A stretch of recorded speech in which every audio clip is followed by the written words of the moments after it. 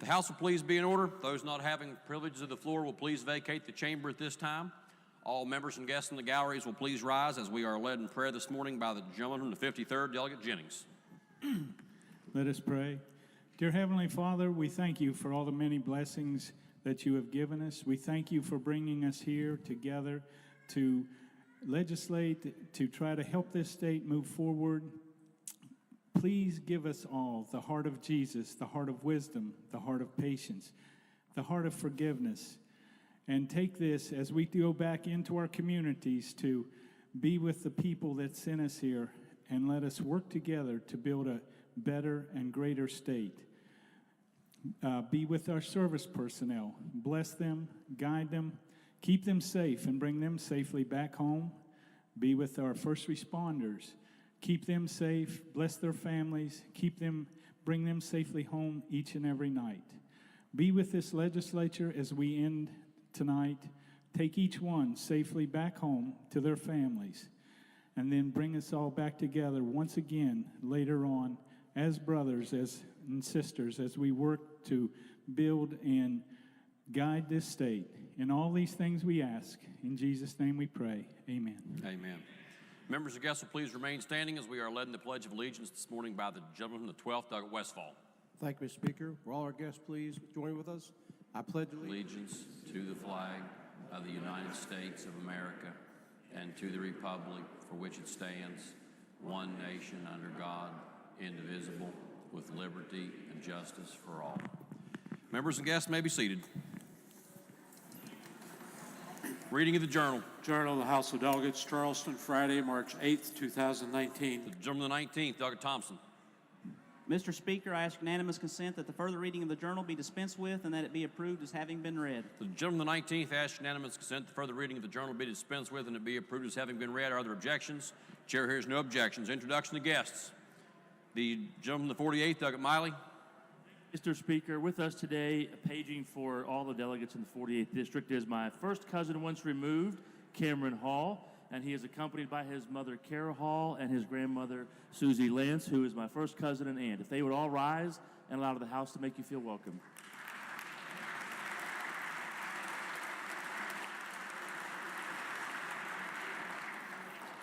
The gentleman of the 58th, Doug Coles. Thank you, Mr. Speaker. Up in the gallery across from me, we have a friend every day to many of us, Angela Vance. But with her today is her husband, Chris Ross, and their twins, Henry and Aaliyah. If the House will make them all welcome.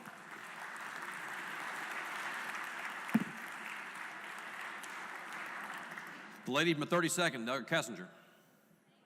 Thank you, Mr. Speaker. We have a very special guest with us today. Miss Arabelle is joining us today. She is the daughter of Sam, who works for us very hard every day.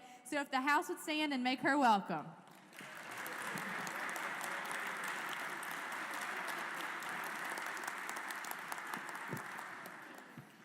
The gentleman from the 28th, Doug Pack.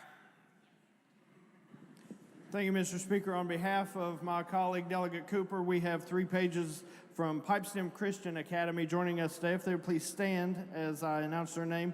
We have Miss Allison Pack, Jasmine Alderman, and Matilda Williams, and they are chaperoned today by my first cousin's wife, Tara Pack, and their son Tyler is with them, and her mother, Belinda Kessler, is with them as well. If the House would please make them welcome.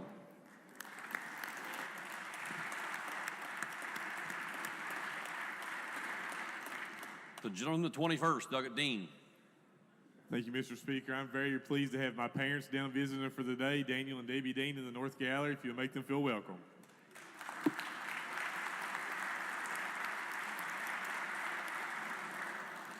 The gentleman of the 31st, Doug Tony. Thank you, Mr. Speaker. On behalf of myself and the delegates from the 32nd, we have 2 pages from Bradley Elementary in Raleigh County. Bryson Doss, Trey Weston. If they would stand up, their teacher is Jada Reeves, which is also West Virginia School Teacher of the Year. They all give them a hand.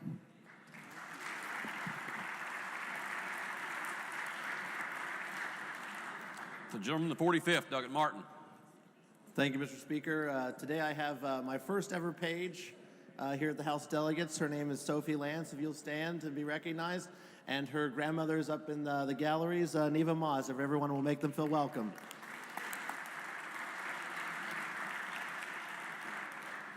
The gentleman, the 25th, Doggett Painter.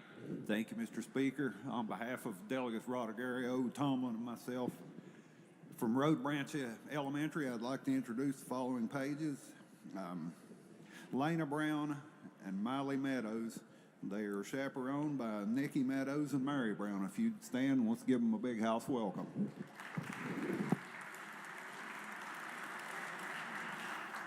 Gentleman, the 23rd, Doggett Miller. Thank you, Mr. Speaker. I'm pleased to introduce some pages and their chaperones here today from Sherman Elementary School. If they would all stand when I call their names and be recognized. We have Sophia Rollo, Adriana Bias, Matthew Estep, and they are escorted by Sarah Estep, Amy and Billy Bias, Galen Garrettson, and Karen Rollo, who are in the West Gallery. If they would all stand and the House make them feel welcome.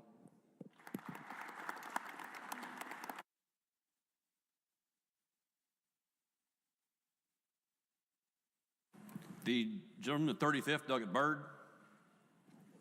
Thank you, Mr. Speaker. On behalf of myself, Delegate Scaff, Delegate Nelson, Delegate Capito, we have a great page today from John Adams Middle School. Caitlin Thomas, would you please stand and the House make her feel welcome?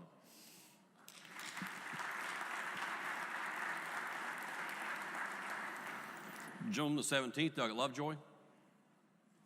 Thank you, Mr. Speaker. Today is a page. We've got a good friend of mine, Cameron Mays from Huntington Middle School. Cameron, if you'd stand up. He's accompanied by his mother, Beth Mays, who's in the gallery, I think in the west. Everybody, please make him feel welcome.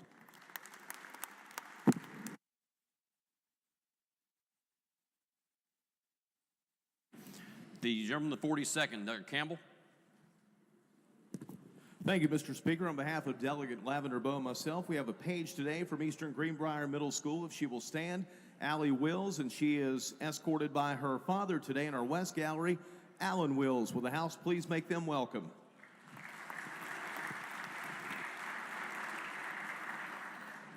The gentleman, the 35th, Doggett Scaff. Thank you, Mr. Speaker.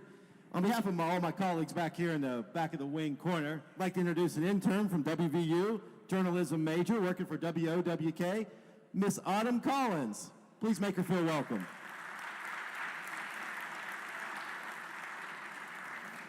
The gentleman, the 19th, Doggett Hicks. Thank you, Mr. Speaker. On behalf of myself, Delegate Thompson, Delegate Lovejoy, and Rohrback, I'd like to announce we have a special friend sitting in the South Gallery with us today. He is a resident of Wayne County, and he ran as a Republican for the County Commission. His name is Jay Markham. Please stand up, Jay. House, make him welcome.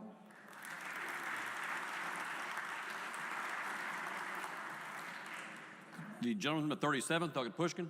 Thank you, Mr. Speaker. Today we are joined by one of my favorite constituents who's in the South Gallery, Ms. Tara Martinez. Tara is the Executive Director of the Man-A-Meal program here in Charleston that feeds, has fed hundreds of people a day here in the Kanawha Valley.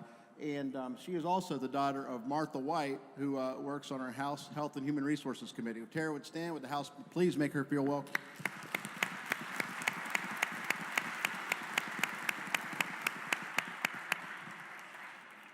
The gentleman, the 43rd, Doggett Hartman. Thank you, Mr. Speaker. It's my privilege today, on behalf of Delegate Thompson and me, to introduce my page for the day, my daughter, Holly Hartman.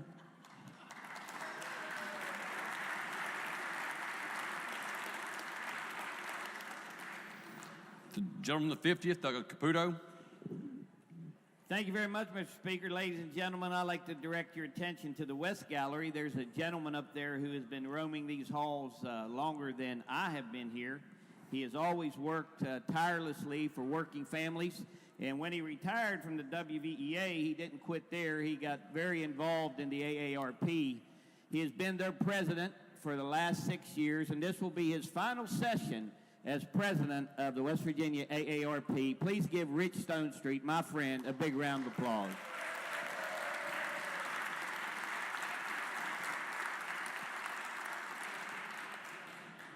Are there further introductions? If not, the clerk has the availability of a conference committee report. Available in the clerk's office are copies of the Conference Committee report on engrossed Senate Bill 481 relating to Judicial Vacancy Advisory Commission. Reports to standing committees. The Committee on Banking and Insurance has had under consideration House Concurrent Resolution 108, study of the peer-to-peer car sharing program. Reports same back with recommendation that it be adopted. Report to be received. Is there objection that the resolution be taken up for immediate consideration and put upon its adoption? Chair hears no objection. The question before the House is the adoption of HCR 108. Is there discussion? Is there discussion? If not, those in favor of the resolution will say aye. Those opposed will say no. The ayes have it. Chair declares the resolution adopted. Further report to standing committees. Committee on Rules has had under consideration Senate Concurrent Resolution 5, Senate Concurrent Resolution 6, Senate Concurrent Resolution 16, Senate Concurrent Resolution 17, Committee Substitute for Senate Concurrent Resolution 24, Committee Substitute for Senate Concurrent Resolution 26, Committee Substitute for Senate Concurrent Resolution 28, Senate Concurrent Resolution 31, Senate Concurrent Resolution 32, Committee Substitute for Senate Concurrent Resolution 34, Committee Substitute for Senate Concurrent Resolution 36, Senate Concurrent Resolution 38, Committee Substitute for Senate Concurrent Resolution 45. Reports the same back with recommendation that each be adopted. Report to be received. Is there objection that each resolution be taken up for immediate consideration, committee reference dispensed with, and the resolutions put upon their adoption? Chair hears no objection. The question before the House is, the clerk will read the resolutions. Senate Concurrent Resolution 5, home of Coach Bob Bolin, Mountain State University, 2004 NAIA champion sign. Senate Concurrent Resolution 6, United States Army Spec 4 Darrell Gregory Triplet Memorial Bridge. Senate Concurrent Resolution 16, United States Army Spec 4 Wilbur Allen Smith Memorial Bridge. Senate Concurrent Resolution 17, Sardis District Veterans Memorial Bridge. Committee Substitute for Senate Concurrent Resolution 24, Hazel Dickens Memorial Bridge. Committee Substitute for Senate Concurrent Resolution 26, Thompson Lambert Memorial Bridge. Committee Substitute for Senate Concurrent Resolution 28, United States Army Spec 5 James Henry Carruthers Memorial Road. Senate Concurrent Resolution 31, Sergeant James E. Mattingly Bridge. Senate Concurrent Resolution 32, United States Army Staff Sergeant Henry Kilgore Bridge. Committee Substitute for Senate Concurrent Resolution 34, United States Army Specialist Julian Lee Beresford Memorial Bridge. Committee Substitute for Senate Concurrent Resolution 36, United States Army Corporal Corey M. Hewlett Memorial Bridge. Senate Concurrent Resolution 38, urging CSX support New River Train. And Committee Substitute for Senate Concurrent Resolution 45, United States Army Corporal T5 Albert John Engine Arco Memorial Bridge. The question before the House is the adoption of the resolutions as just read by the clerk. Is there discussion? If not, those in favor of adoption of the resolutions will say aye. Those opposed will say no. The ayes have it. Chair declares the resolutions adopted. Further reports to standing committees. If not, reports to select committees. Message from the executive. Pursuant to the provisions of Section 20, Article 1, Chapter 5 of the Code of West Virginia, I hereby certify that the following annual reports have been received in the office of the Governor. Jim Justice, Governor. Message be received. In accordance with the provisions of Section 11, Article 7 of the Constitution of the State of West Virginia and Section 16, Article 1, Chapter 5 of the Code of West Virginia, I hereby report that I extended relief to the persons named on the attached report during the period of March 6, 2018 through March 7, 2019. Jim Justice, Governor. Message be received. Are there further messages from the executive? If not, messages from the Senate. The Senate has concurred in the House amendments with further title amendment and passed Committee Substitute for Senate Bill 4 relating generally to municipal home rule program. Message be received. Lady from the 49th. Thank you, Mr. Speaker. Well, everybody, it's our last day. It's going to be a day of Senate messages, so let's get started. Senate Bill 4 establishes the Municipal Home Rule Program as a permanent program. The Senate amended the title of the bill. Therefore, Mr. Speaker, I move we concur with the title amendment. The question before the House is a motion that the House concur in the Senate title amendment to Committee Substitute for Senate Bill 4. Those in favor will say aye. Those opposed will say no. The ayes have it. Chair declares the title amendment, or the House has concurred in the Senate title amendment. The question before the House is, shall the bill pass as amended by the Senate? Those in favor will vote aye. Those opposed will vote no. The clerk will prepare the machine.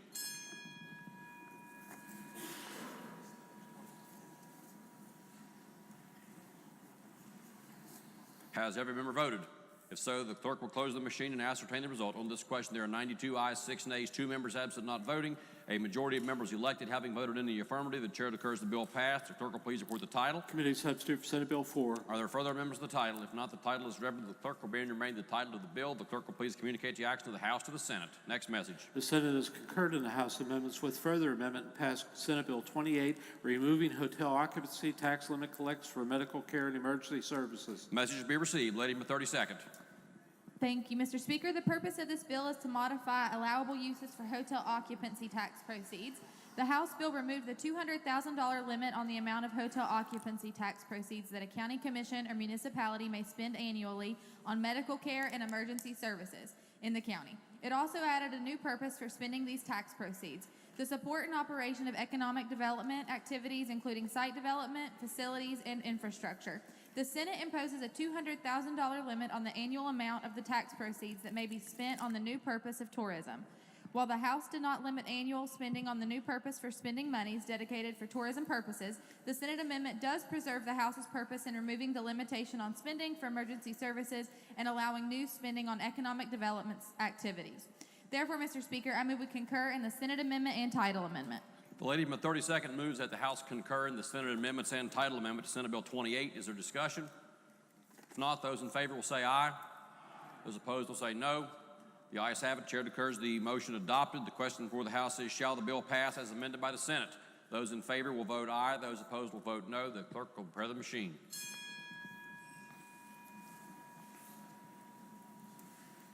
Has every member voted? If so, the clerk will close the machine and ascertain the result. On this question, there are 98 ayes, 0 nays, 2 members absent not voting.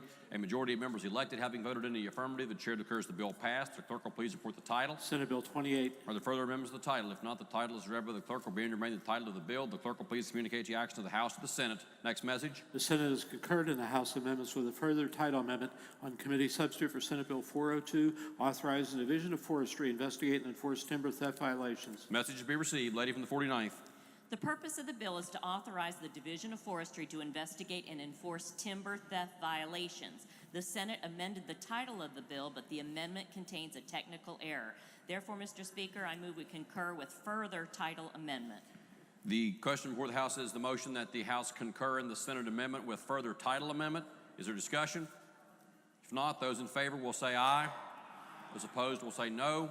The ayes have it. Chair declares the motion adopted. The question before the House is the passage of the bill as amended by the Senate and further amended by the House. Those in favor will vote aye. Those opposed will vote no. The clerk will prepare the machine.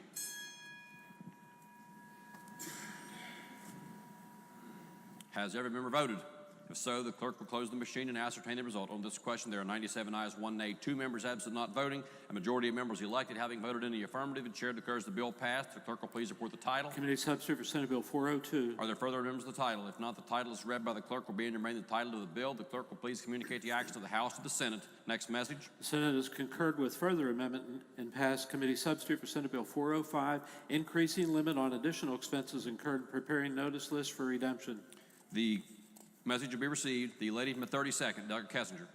Thank you, Mr. Speaker. The purpose of this bill is to increase the limit on additional expenses which may be recouped if property is redeemed. The Senate amendment struck the language that would have protected the purchaser of property at tax sale. Therefore, Mr. Speaker, I move that the House refuse to recede from its amendments and the Senate be requested to agree to the appointment of a committee of conference of 3 from each House on the disagreeing votes of the 2 houses, and that the Speaker be authorized to appoint conferees on the part of the House. The lady from the 32nd moves that the House refuse to recede from its position and that the Senate be requested to the appointment of a committee of conference of 3 members and that the Speaker be authorized to appoint 3 members on behalf of the House on committee substitute for Senate Bill 405. Is there discussion? If not, those in favor will say aye. Those opposed will say no. The ayes have it. Chair declares the motion adopted.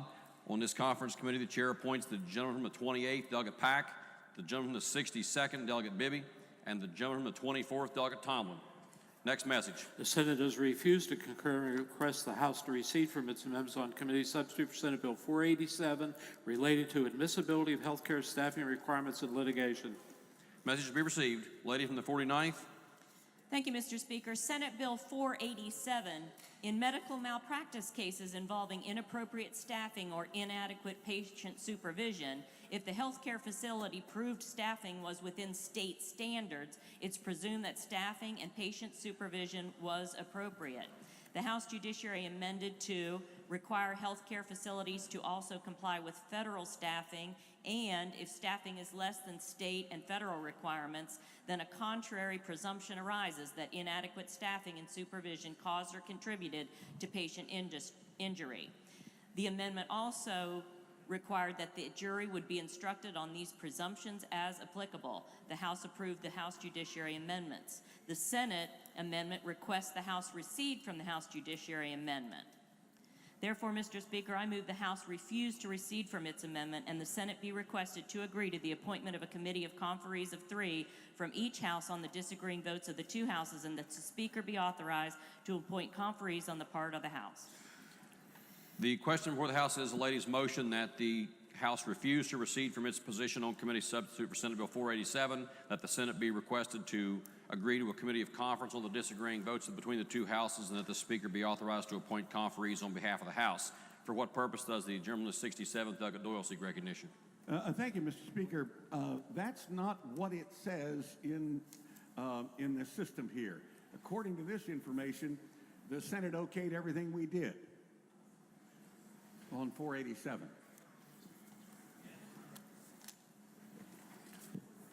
Lady from the 49th for additional comments. Counsel advises me otherwise.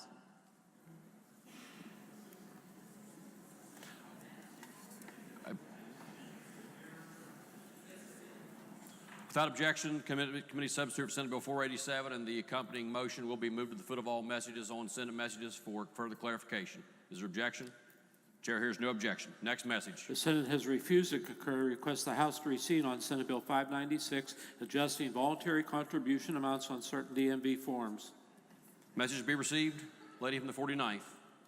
Thank you, Mr. Speaker. The purpose of this bill is to adjust the suggested voluntary contribution amounts of certain DMV forms to benefit veterans. The Senate refused to concur with the House amendment, which included various farming educational groups. They requested that the House recede.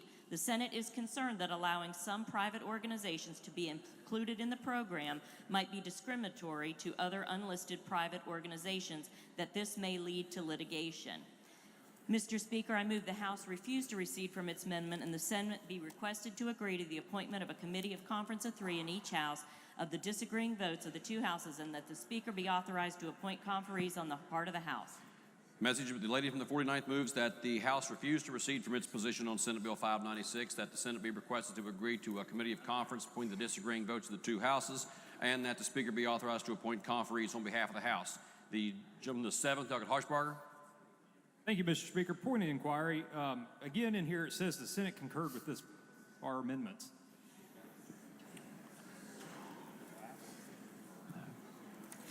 Chair is advised otherwise. Okay, thank you. The question before the House is the lady's motion. Those in favor of the motion will say aye. Those opposed will say no. Ayes have it. Chair declares the motion adopted. On behalf of the House on Senate Bill 596, the chair appoints the gentleman of the 7th, Delegate Harshbarger, the gentleman of the 47th, Delegate Phillips, and the gentleman of the 43rd, Delegate Hartman, as conferees on behalf of the House. Further messages from the Senate. The Senate has concurred in the House amendments with further amendment and title amendment to pass committee substitute for Senate Bill 624, allowing county boards of education use alternative assessment provided in Every Student Succeeds Act. The message will be received. Lady from the 32nd, Delegate Kessinger.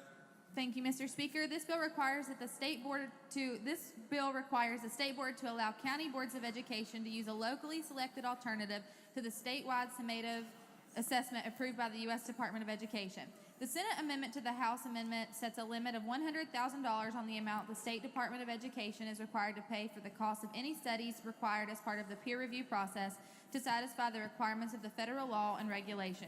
It also requires the department to enter into a contract that allows for county boards to implement the locally selected assessment if it is approved by the U.S. Department of Education. Therefore, Mr. Speaker, I move we concur in the Senate amendment. The lady from the 32nd moves that the House concur in the Senate amendments to committee substitute for Senate Bill 624. Is there discussion? If not, those in favor will say aye. Those opposed will say no. The ayes have it. Chair declares the motion adopted. The question before the House is the passage of the bill as amended by the Senate and the title amendment. Those in favor of passage of the bill as amended by the Senate with the title amendment will vote aye. Those opposed will vote no. The clerk will prepare the machine.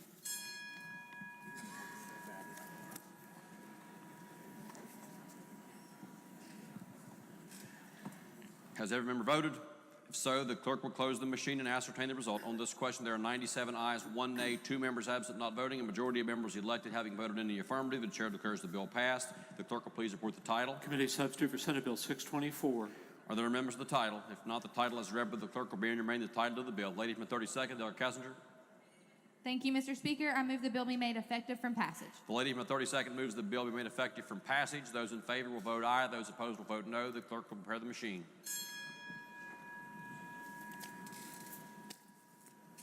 Has every member voted? If so, the clerk will close the machine and ascertain the result. On this question, there are 98 ayes, 0 nays, 2 members absent not voting, 2/3 of members elected having voted in the affirmative. The chair declares the bill effective from passage. The clerk will please communicate the action of the House to the Senate. Next message. The Senate has concurred in the House amendments with further amendment and title amendment passed Senate Bill 635 relating generally to coal mining activities. Message will not be received at this time. Next message. The Senate has rejected the House amendments and requests the House to recede on Senate Bill 673 relating to public higher education accountability and planning. Message be received. Lady from the 32nd, Delegate Kessinger. Thank you, Mr. Speaker. The Higher Education Accountability Bill streamlines and creates efficiencies in data collection and the submission process. The House moved to amend the bill by adding Fairmont State University and Shepherd University as schools who are exempted from oversight by the HEPC. The Senate refused to concur with the House amendment and asked the House to recede. The Senate would like to research the criteria for exempting schools from oversight by the Higher Education Policy Commission over the next year and introduce legislation during the next legislative session. Therefore, Mr. Speaker, I move the House recede from the House position. The lady from the 32nd moves that the House recede from its position on Senate Bill 673. Is there discussion? Is there discussion? The lady from the 50th, Delegate Longstreth.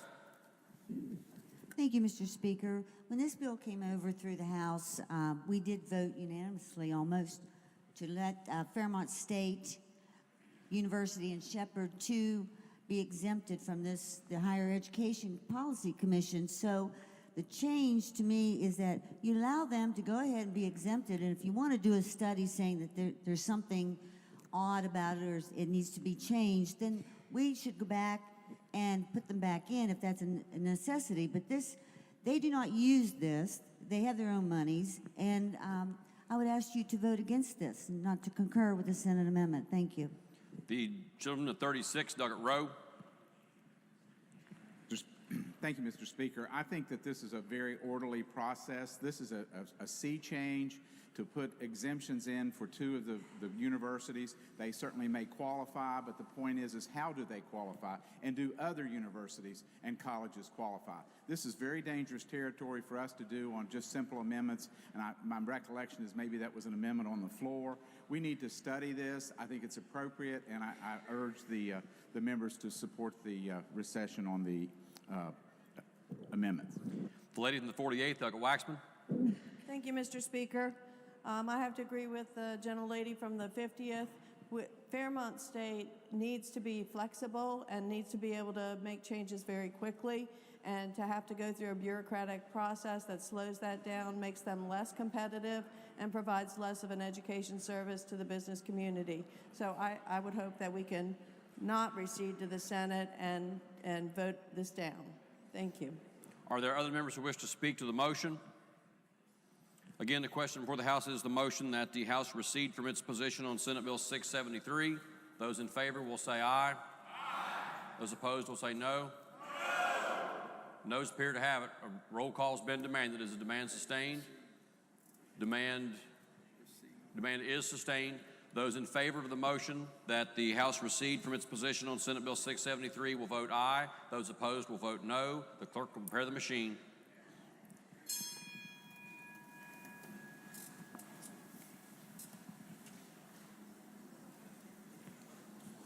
Has every member voted? If so, the clerk will close the machine and ascertain the result. On this question, there are 52 ayes, 46 nays, 2 members absent not voting, a majority of members having voted in the affirmative. The chair declares the motion adopted. The question before the House is the passage of the bill, Senate Bill 673. Are there members who wish to speak to the passage of the bill? If not, those in favor will vote aye. Those opposed will vote no. The clerk will prepare the machine.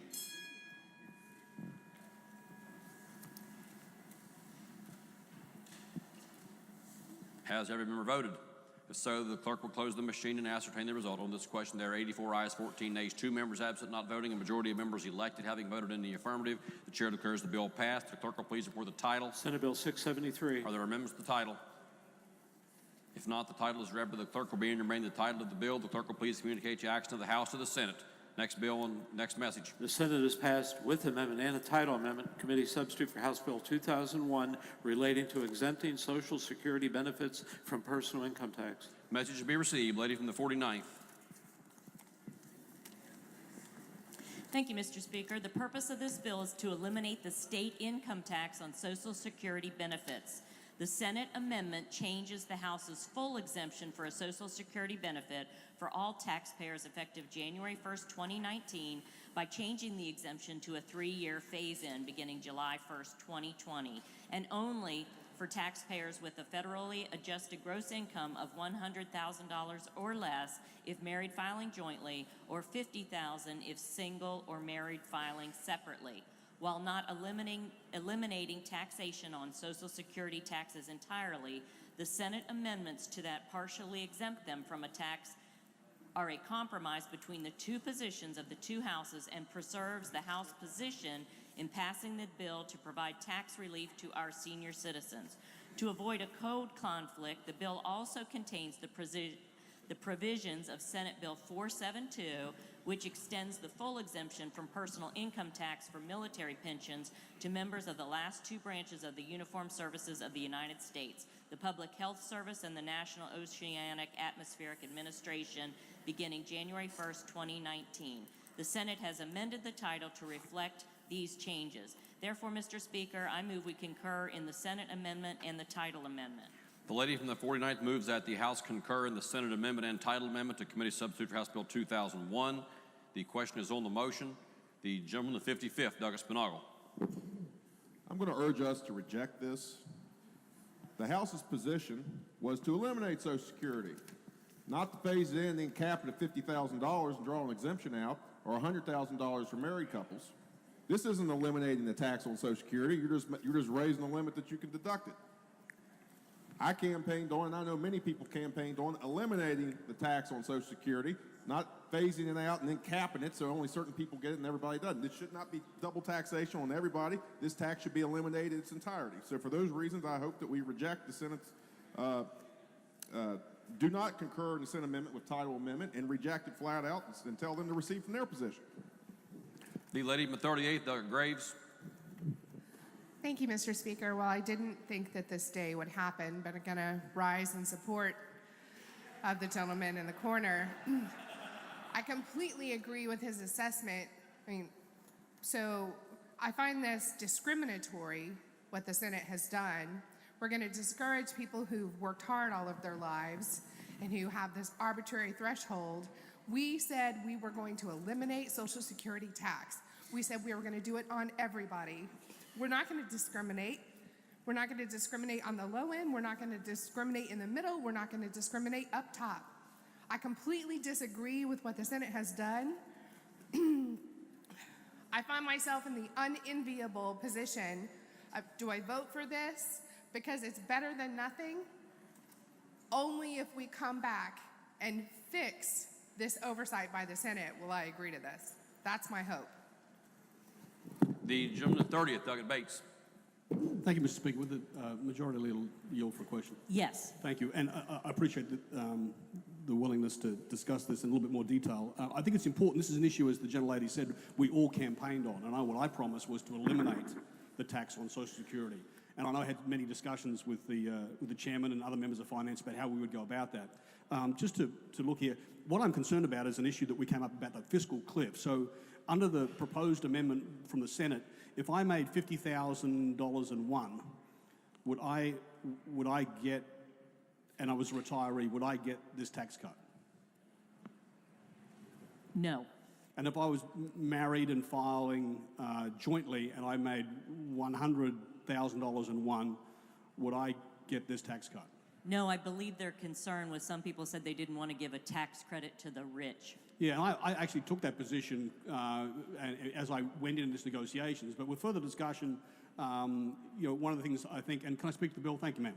Yes, gentlemen, proceed. So one of the things that we talked about during this whole process is, what are we trying to do here? And what we're trying to do is bring relief or tax relief to our seniors. And this has been something that we've talked about doing for a long, long, long time. All right? And now we have that opportunity. And this bill left here with one no vote. And we sent it to the Senate. And what they've done, and it's right here, all right? This isn't an elimination, this is a partial exemption. This is not a compromise, it's a cave. We are losing people from the state of West Virginia. And while attracting young people is really what we need to be doing, there is also a lot of seniors that are leaving the state of West Virginia too for places like Tennessee and Florida and taking their incomes with them. It's just simple economics. So I think we can do better than this. And what I'm asking the House to do is to reject this amendment. And I'm going to ask the Speaker to appoint a committee of 3. And I believe if the Chairman of Freedom and the gentleman from Wood and myself go down the hall, we can cut a better deal. So I'm tired of saying, yes, Mitch. What else, Mitch? All right? It's a quarter to 12. I got nothing else to do all day. Let's take a shot at this thing. Let's go to conference. Let's see if we can get a better deal. And if we can't get a better deal, then we'll come back and we'll take what we can get. But the cave at this point is not a compromise. So I ask that we reject the amendment as proposed and ask the Senate to recede. Thank you, Mr. Speaker. The gentleman from the 64th, Douglas Householder. Thank you, Mr. Speaker. Ladies and gentlemen, while it may not be what we, the House position when we send it out of here, keep in mind, it's phased in over 3 years. I do support what the Senate has done. AARP has been in complete consultation with us. They support this. The first year it's at 35%, second year is at 65%, and the third year it's fully phased in. The first year people who have earned above the average income level of $14,000 will see the benefit immediately, just in the first year alone. In the second year, the average Social Security beneficiary will see a benefit, and the taxes they would be paying on their Social Security would be greater than the $8,000 exemption. And in the third year, it's fully phased in, so our seniors will see the tax benefit that they desperately need. So, ladies and gentlemen, I would support. Are there other members who wish to speak to the motion? The lady from the 3rd, Douglas Storch. Thank you, Mr. Speaker. Will the Chairman of Finance yield?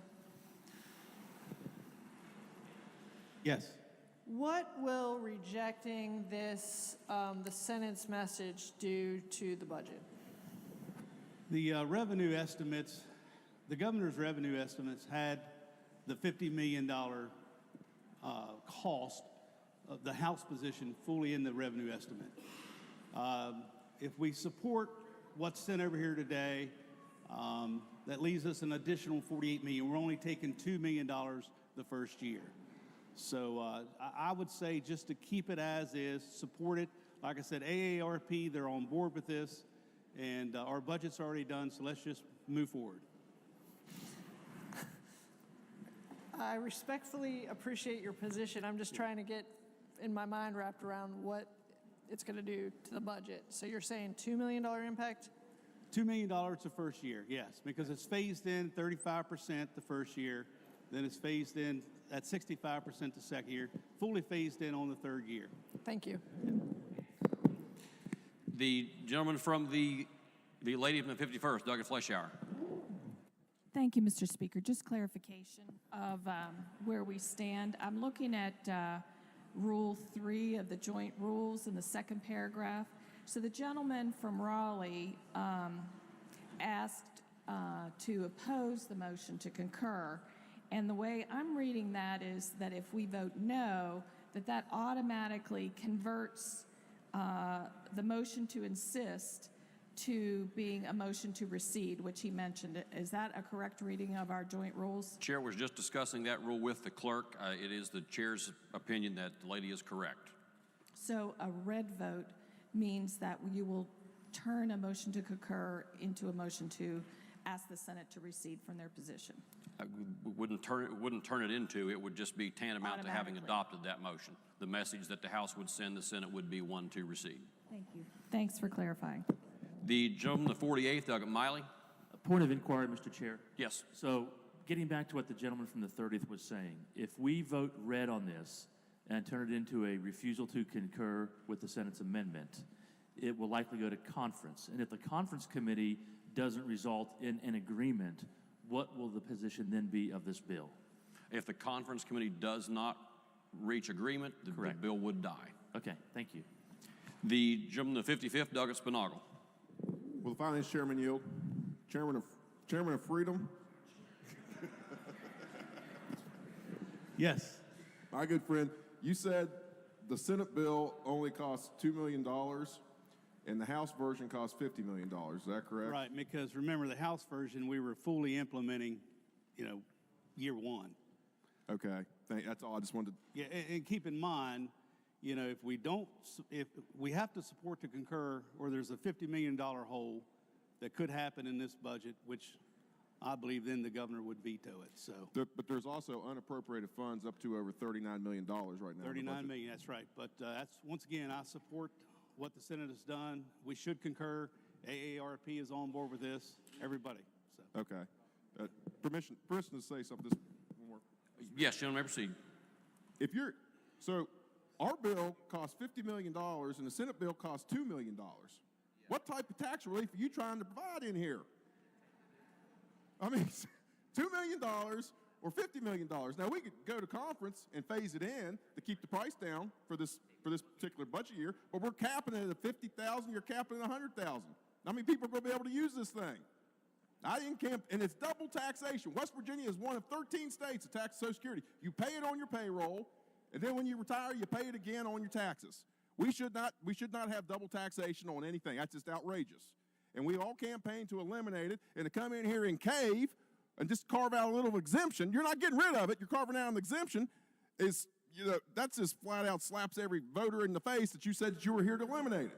So we should not be caving on this. We should reject this and send it to conference. Thank you, Mr. Speaker. The gentleman, the 14th, Doug Butler. Thank you, Mr. Speaker. Would the chairman yield again, please? I'm trying to get some clarification. And the gentlelady from the 3rd asked the question, when we passed this, there was $50 million in the governor's budget to allow for this, correct? You're correct, and we're spending roughly $11 million now in our fiscal year 2020 budget. If you notice, we have a $39 million unappropriated general revenue, so that's why we need to support to concur with this amendment where it wrecks the budget. Well, where did the other $48 million go? Now, keep in mind, the governor's budget, introduced budget, had in his revenue estimates $50 million, okay? Since the Senate decided to phase this in, it freed up money for us to spend in our budget, for example, money for higher education, money for CTC.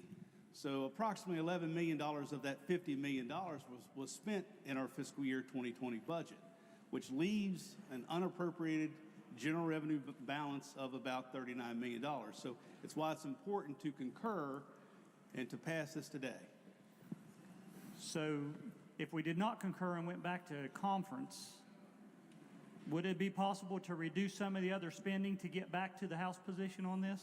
I don't know the answer to that, but it does, like I said, it would possibly put the budget in jeopardy of a possible veto.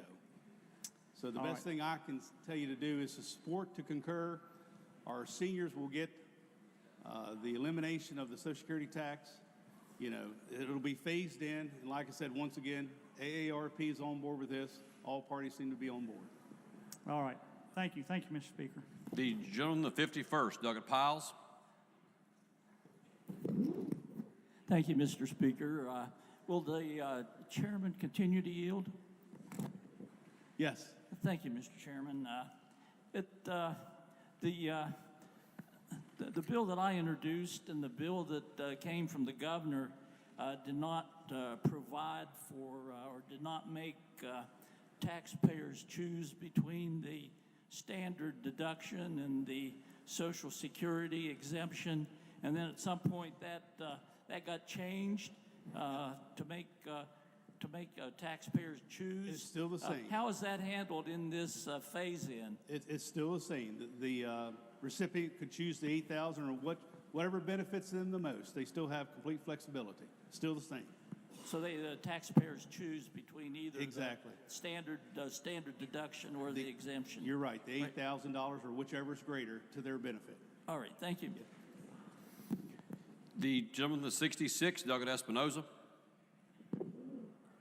Thank you, Mr. Speaker. I'd rise in support of the motion to concur with receipt from our position, concur with the Senate.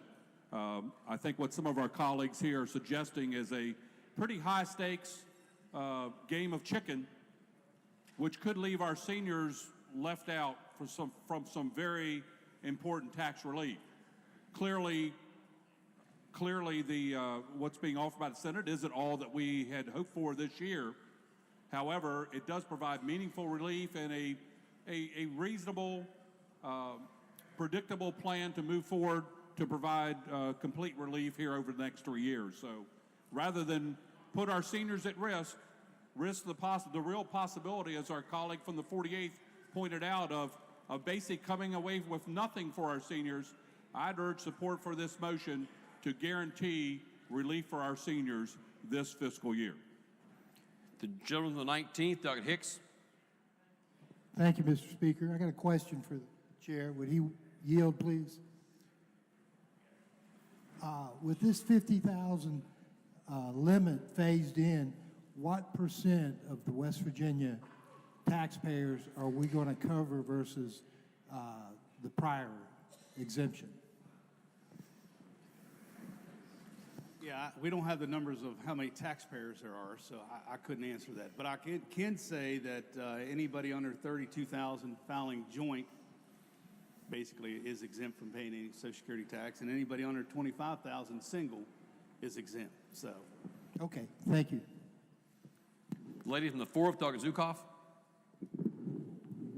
Thank you, Mr. Speaker. Would the chairman yield, please? yes. Would you say that passing the budget early before finalizing all of our legislation in this body is harming our ability to really pass what we want to pass? I don't agree. Once again, it's customary. I mean, we wanted to have our budget out by day 60, and we accomplished that one day early. So, but no, I think this is fine. It's a good compromise. Our seniors are still going to see the tax relief that they deserve. Well, my constituents don't agree. This is probably the most, I've heard from more of my seniors, the folks that vote, who were concerned and listened to us when we made campaign promises that we would eliminate the taxes on Social Security. Well, we are still eliminating no, the we're tax not. on Social We're not Security. eliminating them for all. So. All of our seniors, and that's what we promised. And I really think that the budget process in this situation is hampering our effort to make good legislation here. And I say we send this back to the Senate, we reject this, and we try to come up with a compromise, because that's what we promised the folks and that to voted the gentle for us. lady, there's always pieces of legislation that gets changed. It's just one of the things that we have to deal with. But once again, this is tax relief for our seniors. It's phased in over 3 years. AARP is on board with this. I think you and I should be on board with this. What happens if next year we have significant budget deficits because we don't get the revenues in as projected? Will we have to amend this bill if we don't have the money to pay for that second and third year of cuts? What if we have higher revenues? I mean, could we give more tax cuts? I mean, yes. So I'm looking at it. It's a tax cut. It's benefiting our seniors, and let's hope next year that we can give more West Virginians tax cuts, because that's what I'm advocating for. That's what I'm advocating for as well, sir. Good. All seniors that they be exempt from Social Security tax. Thank you very much. The gentleman from the 58th, Dr. Coles. Thank you very much, Mr. Speaker. I rise in support of the motion. I think it is a fair compromise, a 3-year phase-in for a major tax cut for Social Security recipients. It is important. I think if you make less than $50,000 or less than $100,000 for a couple, this tax cut is meaningful and important, and it is important that we concur. I would agree with my friend from the 66 that this is a bit of a high-stakes game. We're saying the House position in conference is going to be all our way and right away. What I want to share with you, though, is the suggestion that the fallback position will be something that my experience doesn't say is so. I've seen in my years down here a good number of conference committees. It is true, often compromise is found. It is also true, my experience in conference committees, that compromise is not found and the bill dies. Those two things are the most likely outcome of this conference committee or any conference committee. What I think would be rare would be the idea that the conference committee would fall back and send a report to both chambers that no action be taken except what was originally there when the conference committee started. That would be strange, I think. What I think is that our choices are a fair compromise today or a high-stakes game of a conference committee. It would be my suggestion that the proposal before you now is right at the finish line. It is meaningful for those on Social Security who make less than $50,000 and those couples who make less than $100,000. It is a meaningful accomplishment, a fair compromise, and I would suggest strongly that we concur in the motion. Thank you, Mr. Speaker. The gentleman, the 61st, Douglas Barrett. Thank you, Mr. Speaker. Will the chairman yield? Yes. Mr. Chairman, I believe it's been stated this is going to cost $2 million in year one. Is that correct? Because it's being implemented, yes. Sure. And there's also a compromise in the Senate regarding coal severance. Is that correct? I believe so. And that's going to cost $20 million in year one? Yes. All right, thank you. Mr. Speaker. But to the gentleman, to keep in mind, to get back on the budget implications, I guess if the governor wanted to, if we held the House's position, I guess the governor could theoretically start line item vetoing certain items like what we put in the budget for higher ed to make up the $10 or $11 million that we're spending towards higher ed. So once again, we need to concur and support this so our seniors get the tax relief they deserve. Thank you, Mr. Chairman. Mr. Speaker, speak to the bill. Yes, Gentleman, proceed. Or the concurrence. I'm going to recommend that we don't concur with this. You know, as the gentleman from the 55th stated, we all campaigned on eliminating the personal income tax on Social Security. Now, I don't know that we all campaigned on reducing the coal severance tax. Now, I certainly supported it, and I was willing to do that at $60 a few million when it's fully implemented. But that was because we passed the elimination of the personal income tax on Social Security at $50 million. Now our choice is that we're going to reduce that tax by $2 million in year one and reduce the coal severance by $20 million in year one. That's what this concurring with this, the Senate amendment does. And I just cannot believe that we're caving like that to the Senate. From $50 million to $2 for seniors, and coal companies from $60 million to $20. I think this vote here is going to show where your priorities lie, and mine are with the seniors of West Virginia. The gentleman, the 15th, Douglas Foster. The Chairman of Finance yield. So a vote not to concur with this would basically make it unlimited. I mean, there's no cap on the amount of money you can make, or that's the intent is it would not, just go back to the House's position. And then it does put the budget at jeopardy, and obviously some of the things that we wanted to do, like to give improvements to higher ed and to our CTC, it puts all those at jeopardy. And if you go back to the House position, is that going back towards somebody that's a lot more wealthy can receive a tax credit? Now, I'm not looking at it that way, but just keep in mind, even with it phased in, we just heard a gentleman from the 61st say that our seniors wouldn't get tax relief. That's not true. Even if we concur with what the Senate has done, our seniors are getting tax relief, okay? Full tax relief by year 3. We're just phasing it in a little slower. All right, thank you. Speak to the Yes, gentleman may proceed. I would ask that we concur with the gentlelady's motion and concur with the Senate. I think it's just strange that we hear a lot of people arguing for tax cuts for the wealthy over there. So I would move we concur and do not put our budget in jeopardy.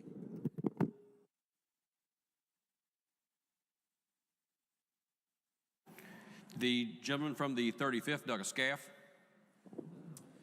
Point of inquiry. Yes, gentleman may proceed. We vote against concurring. It goes back to the Senate. They could technically amend it again before it goes to committee and come back over here. Yes, Gentleman is correct. The clerk, the chair and the clerk did confer while members were in debate. The procedural posture would be that if the House were to refuse to concur, the bill would return to the Senate, where it would be in possession of the Senate to either request the House to name conferees or to proceed in whatever way the Senate chose, because it would be back in their possession. Permission to speak to the bill? Gentleman may proceed. Thank you for clarification. I agree with my colleague from the 38th. I mean, we have another shot at this. We sent that out of here 99-1. What's the point of just not concurring right now, send it back to the Senate? They really know our position now. They get it. Let's see what they want to do. We all agreed 99-1. We kind of put the cart before the horse when we balanced this budget. We were all under the impression that we were going to take care of seniors this time. And hell, now we have this here on the last hour saying we're not going to take care of our seniors. I don't think we lose anything by not concurring, send it back over the Senate, send them a loud, clear message. Worst case scenario, it will go to the committee, the conference committee, and we'll go from there. But I guarantee it, if you ask our AARP members, do you think it's worth us sitting around here for another 5-6 hours and trying to get more for you? They would say yes. I think we vote to not concur, Mr. Speaker. The gentleman, the 10th, Chris. Thank you, Mr. Speaker. Point of order. Gentleman may proceed. The gentleman from the 35th described the vessel moving back and forth back to the Senate. Another scenario, though, is also once the Senate gets this back, can they just let it die? It would be their choice. They could choose not to take up the House message. Gentleman is correct. Okay. All right. Thank you, sir. The gentleman from the 36th, Douglas Rowe. Thank you, Mr. Speaker. I don't think anyone in this body thought that we would only dedicate $2 million to a tax reduction for Social Security income. I think that that's a shocking result. I would say that as I understand it, if we vote no on this to accept the Senate's version, then that would, under the rules, send it back and say to the Senate, you need to concede, you need to recede and concede that we're right and vote our version. Now, we've been talking about it as the House version. I think it's the House and Governor's version. If I remember, I think his opening budget had $50 million for this tax reduction in it, and we honored that, and now we're being asked to take it down to $2 million the first year. And the reason for that is that there's already an exemption for people over 65. So in the first year, and the way the Senate set it up, it costs almost no money. Now, when I start thinking about high stakes and worrying about whether we lose the bill, are we going to lose a whole lot on this bill if the Senate decides to jump off a cliff and ignore seniors' needs for a tax reduction? I don't think they're going to do that. But put it this way, if all that's at stake is $2 million, we aren't going to be losing a whole lot. We also have a governor that may be committed to making sure that we do something for seniors. So I think that if we vote no on this and send it back to the Senate and say, look, you need to look at it again, $2 million isn't enough, certainly not for this year and not with the other tax reduction we're making, then I think the Senate will look at it, and I think we'll get a favorable result. But if it goes to conference committee, there is time, we have all day, there is time for them to make a compromise. And it's not difficult, this is not complex, the issue's known to everyone, so if a compromise can be made, it can be made today, and we won't lose the bill. So I encourage the members to vote against it to try to maintain the governor and the House's position versus the Senate's position to provide a $2 million tax relief this year. The gentleman, the 46th, Douglas Martin. Thank you, Mr. Speaker. Would the Chair of Finance yield? Yes. I'm just kind of getting a little bit confused. So the first year is costing $2 million to the state of West Virginia. Is that because of just to implement it or any? The first 35%. Phase it in. I mean, it's still a 50 million cost over 3 years. Okay, so anybody making $50,000 or less will not pay Social Security income tax. Single person, anybody 25,000 or less. Married, anybody 32,000 or less. Okay, so then the second That's year. federal AGI rules. Okay, so the first year, $2 million. The second year, what would it cost?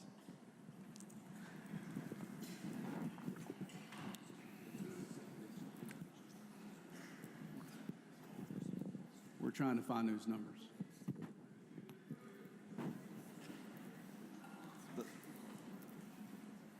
Because you said 35% the first year and then 65% the second year, but I thought we're phasing it in over 3 years.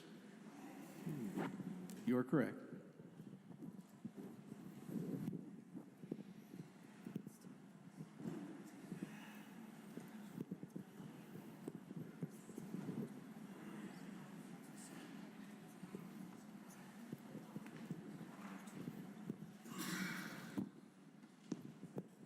All right, so what we have here, and these are rough estimates. First year, 3 million, second year, 10 million, and then by the fiscal year 22, it'd be fully phased in. Okay. So the first year, it's anybody under 25,000 as a single, or would that not take effect till the second year? No, way the bill is written, it's anybody who has 100,000 AGI married, or anybody filing single, 50,000 AGI. Okay. Okay, that's how the bill's written. From the House? No, from the Senate. Okay. And so let's just say that we would go to conference and they would agree to eliminate it all in the first year. For the remaining, $50 million, what would be our options as far as our budget, since we've already passed that budget out? I don't know that there would be any options. Once again, that's why I mentioned earlier, of the $50 million price tag that this was going to cost, we spent about $11 million of it. Now, there is $39 million in unappropriated general revenue left in this budget. Now, that's why I mentioned earlier, I guess the governor could line item veto $10, $15 million out of this to make up that difference. Okay. Of course, that would lose I would suggest probably all the higher ed enhancements that we did. Okay. So I don't think it'd be a smart decision. The smart decision today is to support to concur and keep our budget intact and just keep moving forward. Okay, thank you. Thank you, Mr. Speaker. The gentleman, the 67th, Doug Doyle. Thank you, Mr. Speaker. We need to beat this motion. Now, I need to confess to everyone who doesn't know it, I'm the one when we passed this thing 99-1. I'm not opposing this motion on policy reasons. I have not yet decided what my position is on the policy on this. I'm opposing it for a process reason. I was very impressed with the lady from the 4th with the question she asked the finance chair, which has now gotten this into the debate. This is not the first time in the last few days, that we have been confronted with our decision to let budgetary decisions drive policy. We should never do that. Budgetary decisions should reflect policy, not drive policy. And it's all because we're in such an all-fired hurry to get the budget done before the end of the 60th day. That's a bad decision, and for that reason, I'm going to vote against this motion. The gentleman from the 20th, Doug Brown. Thank you, Mr. Speaker. Would the chairman of the Finance Committee yield for a question? Yes. I'm not on the Finance Committee, and I heard your discussion just now with the delegate from the 46, and I want to ask you something. Maybe you can clear it up for me. If I understand this correctly, in the version of the bill that we passed, there was no cap at $100,000, and it would take $50 million to implement. Is that correct? You're correct. In the version the Senate has sent back over here, there's a $100,000 cap on what can be exempt. Is that correct? You're correct. And I think I just heard you tell the delegate from the 46 that there would still be a $50 million implementation phased in over 3 years, even though there's a cap. Did I misunderstand that? Yeah.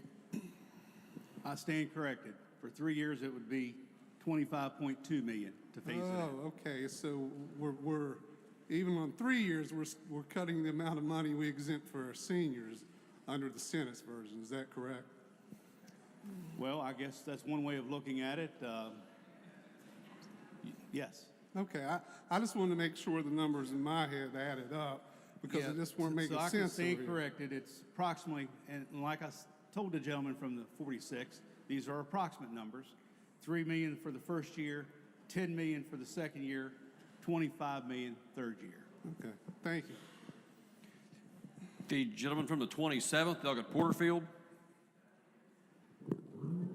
Thank you, Mr. Speaker. Will the chairman of finance yield? Yes. Mr. Chairman, with the limits that the Senate has put on there, what, if you have to give a guesstimation is fine, what percentage of our seniors do you think that this is going to help with the $50,000, $100,000 range? Do you think it would help 75, 85, 90? How many of our seniors are going to be benefited from this that are under that 100,000 and 50,000 threshold on a guess? You know, I'm sorry, sir. I mean, I really just couldn't come up with a guess on it. Would you say it would be the majority of West Virginians, though? You could make that statement. Okay. Would the minority leader of finance yield from the 30th? Be happy to do so. How can I help you?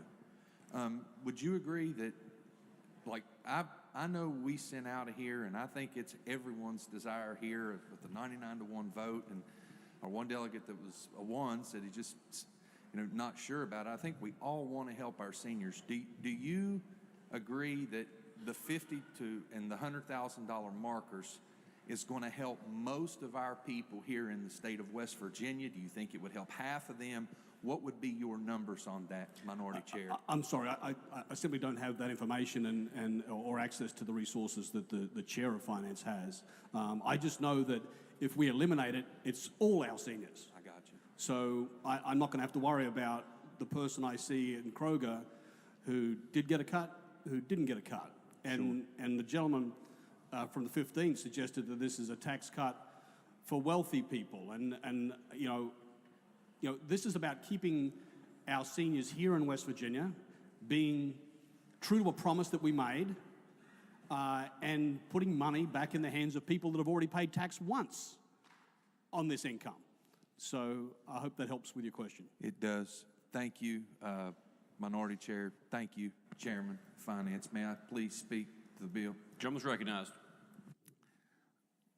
We have found in legislation, my brief time here, that we don't always get perfect deals. I am for not having any cap on this, and I think getting it back the way we did, I don't necessarily like it.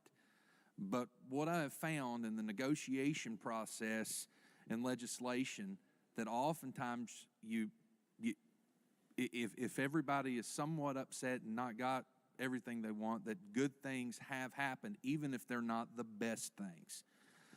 I think if we run the risk of all of our seniors not getting anything, and we vote against this, that's a very bad thing. I think we need to concur with the Senate to make sure that we get something, make sure that it is secured.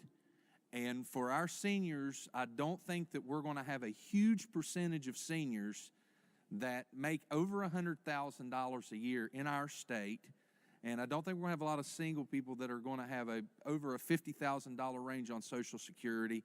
And from what I understand of how the process works, we can always come back next year, look at the budget, work with the Senate, and move that forward.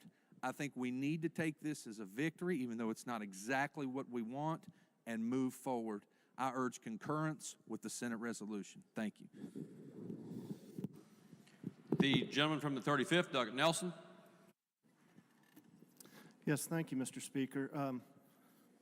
Boy, this subject is very near and dear to everybody. And we've talked about it for a number of years, and we finally have it on the table. But let's realize we're at the last day. We have less than 12 hours. Do you all does anybody that wants to vote red on this right now want to take the chance that we lose the opportunity right now to give something to our seniors that we're one of only 15 states that don't do right now. I'm conflicted, just as everybody else is. But I look at this right now that we have a bird in the hand. And we can always come back next year, as has been mentioned, and we have the data of how many of our constituents are in various income categories and whether a means test is needed on Social Security or not. But right now, let's take what we have in front of us, tell the seniors that we really care about giving a tax break on Social Security. Please vote green right now. Thank you, Mr. Speaker. The gentleman from the 1st, Dr. Schwartzmiller. Thank you, Mr. Speaker. And the gentleman's right. It's day 60, working on the Social Security bill. When did we send that bill over? We sent that bill over a month ago to the Senate. And for those of you that don't know, because I've been following it, they sat on that bill. They sat on that bill, and you all know why they sat on that bill. Because they was waiting for SB 1. That's why we're working on the Social Security bill on day 60, because they were waiting for what they wanted. Guess what? When SB 1 ran, Social Security bill ran. How many of you did know that? Negotiations. I heard that word. That's interesting, too. We sent a bill over, it had $50 million appropriated from the House as well as the governor. They said, we're going to give you 10. And what did we say? Okay. There was no negotiations. They got their bill, and that was it, and we backed down. You know what's really funny? I'm sitting here today listening to all this, and we, over here on this side, the Democrats, are the ones fighting to cut taxes.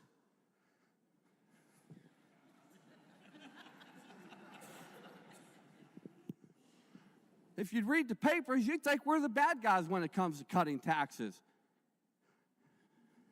But we've backed down from everything that the Senate has asked for.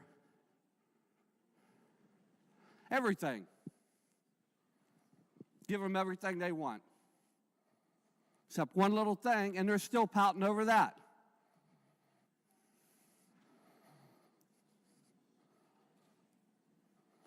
I don't understand when we started picking winners and losers when it came to our seniors. $50,000 a year is a little bit of money. Certainly doesn't qualify somebody to be rich. And when it comes to corporate taxes, I don't remember when we started to say, hey, if you're a billion a year company, you don't get those tax breaks. We don't pick winners and losers then. Why are we picking them now? With our seniors of all people, all we're saying is we want to give you your money. I don't remember the Senate saying, we got to cut that severance tax break. And we said, okay. I don't remember that call coming in. For crying out loud, people, the governor of West Virginia said, we're going to help all our seniors. This body said, we're going to help all our seniors. And the Senate said, no. And we're going to sit here and argue that we're going to back down from the Senate? Why are we even here? Let the Senate run the state. Let the Senate run the state. If we're going to back down, come up with every procedural move why we can't do it because we might lose it. I think we all owe it to our seniors to stand up and say no to the Senate, send it back, put the people in there and negotiate a fair deal. We might not get 100%, But why would we take the first offer that the Senate made? Ladies and gentlemen, I respectfully ask you to reject this and let's send it back and let's work on it. We can at least make it better. Thank you, Mr. Speaker. Gentleman from the 9th, Doug Holland. Thank you, Mr. Speaker. Would the Chairman of Finance yield, please? Yes. You had stated earlier that if we do not concur, it could jeopardize getting the budget passed through tonight. Is that correct? Absolutely. And could you remind me, because, you know, last year we did get a budget passed within 60 days, but before that I forgot. How much does it cost to come in special session to work on a budget? Approximately $35,000 per day. So essentially a red vote jeopardizing getting the budget passed means that it's okay to spend $35,000 a day to work on a budget. That's one way to look at it. All right, thank you. But to the gentleman, keep in mind, we are giving our seniors tax relief. I mean, this body has taken a position for the first time in a long time to make that decision to give our seniors the tax relief that they deserve. We also went a step further with the coal severance tax. I mean, for all the years that I've been down here, we've never had a debate on cutting taxes. And this year, this body, they're going to get the opportunity to do that. And ladies and gentlemen, we're giving our seniors the tax relief that they deserve. We're doing it in a responsible approach.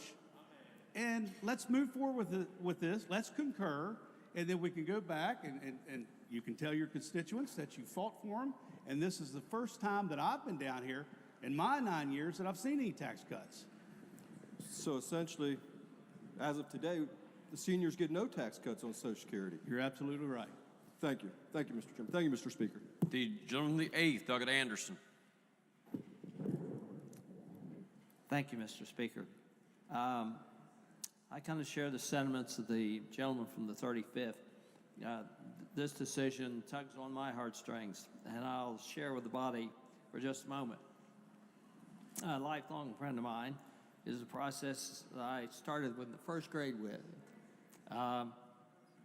is moving to Tennessee.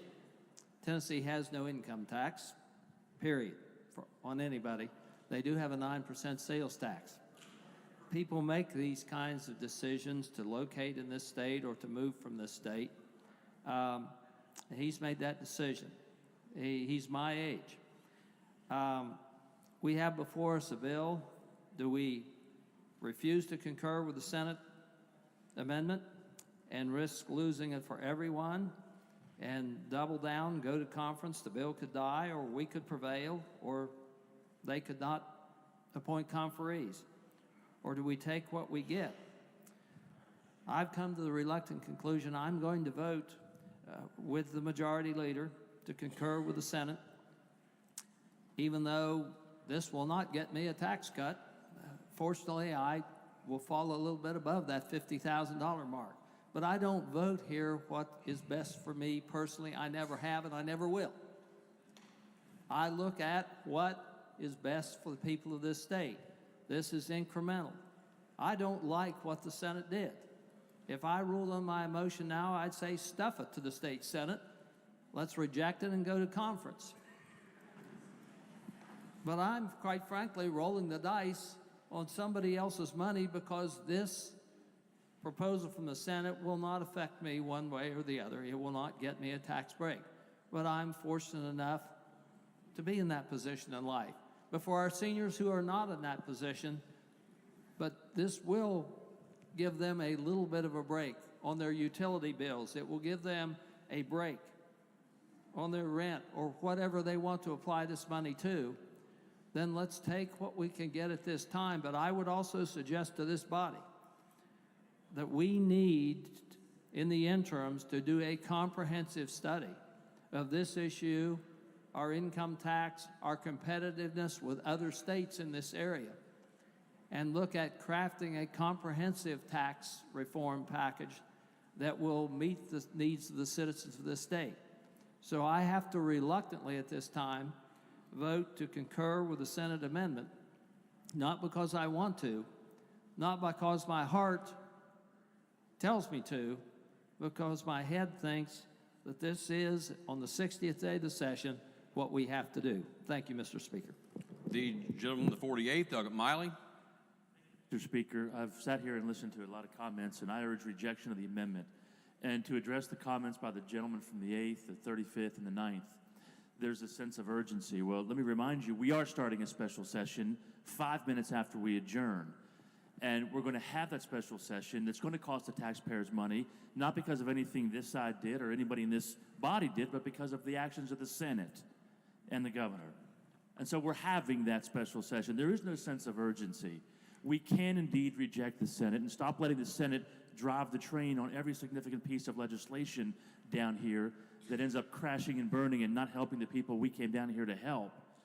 When we started 2 months ago, Mr. Speaker, your all's agenda that I can remember were two things: eliminate the tax on Social Security and work towards eliminating the tax on equipment and inventory, neither of which will have been accomplished. And I'll address the equipment and inventory priority when we address the severance tax. Because we're putting ourselves further and further away from accomplishing either of those priorities by doing some of these things we're doing. I say we live up to our priorities that we all made and committed to. We can afford it. The governor can pass supplementals. It won't go into effect until July 1 anyway. We'll be back here for educational special session anyway. He can add this to the call. It gives time for any issue to be studied, the effects of this, the elimination of the Social Security tax, and do the right thing and live up to the commitment we all made. Thank you, Mr. Speaker. The gentleman, the first, Doug McGeehan. Thank you, Mr. Speaker.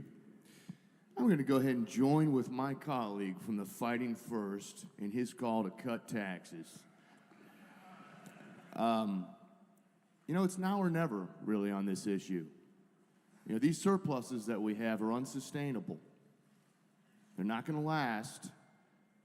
I know many members in this body have introduced this same bill for years. I've introduced this bill for 5 years now. It's now or never.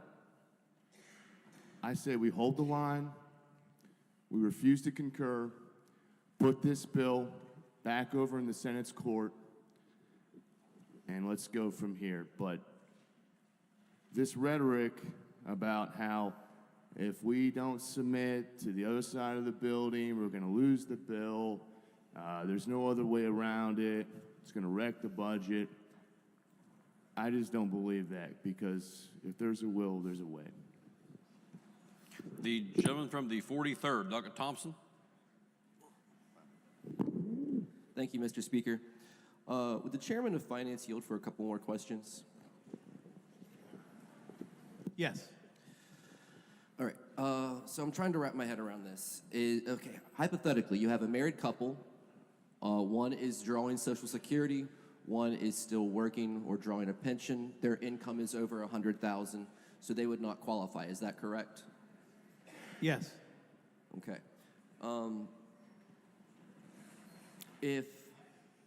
Unless the other may, if they filed separately, the other could possibly. Okay. If we would take this as it came from the Senate and we would go to a committee and we remove the caps, but we still phased it in over 3 years, would that be more acceptable to the budget? I can't answer that, but what I can say is we're giving our seniors tax relief, and that's important to our seniors, and we're accomplishing it. We need to concur and move forward. All right. Okay. Mr. Speaker, permission to speak to the bill? Yes, gentleman, may proceed. Thank you. All right. I'm not backpedaling. I didn't go out and tell some seniors, I want to cut Social Security tax for you and you and you, but not you. This is money our seniors have earned, and it's their money that they deserve. We didn't say, oh, well, you know, you make over $100,000, and we're forgetting a major component here about our seniors. Our seniors are raising their grandchildren now because of the opioid epidemic. They're helping out their adult children because the economy has tanked. We're forgetting that. $100,000, that may sound like a lot, and it is. I would love to make that myself. But $100,000, if you're supporting and raising grandchildren, or if you're helping your grandchildren go through college, or if your adult children have lost their jobs and you're helping support them, that doesn't go very far. We've cut taxes for coal, natural gas, limestone. We've cut taxes for everything. Why don't we cut some taxes for our seniors? This bill number is House Bill 2001. That's supposed to be our landmark legislation. That's our priority bill, our pinnacle. So we have a good version here in the House. We send it to the Senate. They send back $2 million. This is our landmark legislation, and we're backpedaling and caving to what the Senate wants? Where is equal? House, Senate, we are equal, and we're backpedaling.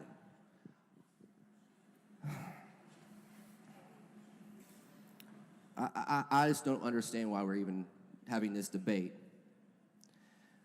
We need to reject this motion, send it to committee, and actually do something good for our seniors for once, and stop worrying about whether or not the Senate's going to butcher it. I urge to reject this, send it to committee, and follow through on our promises to do what we said we would do. Thank you, Mr. Speaker. The gentleman on the 12th, Doug Westfall.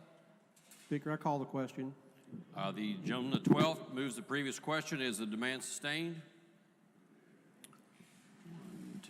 1, 2, 3, 4, 5, 6, 7, 8, 9. The demand is sustained. The question before the House is, shall the previous question be ordered on the motion? Those in favor will vote aye. Those opposed will vote no. The clerk will prepare the machine.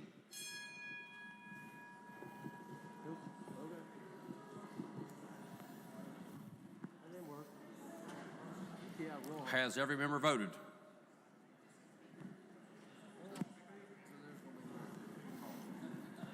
If so, the clerk will close the machine and ascertain the result. On this question, there are 15 ayes, 81 nays, 4 members absent, not voting. Less than a majority in favor. The chair declares the previous question lost. The gentleman from the 58th, Doug Coles. Thank you very much, Mr. Speaker. I want to clarify a few things. If everyone will look up on the board, this is indeed House Bill 2001. It's been referred to as landmark legislation, an important bill, no doubt.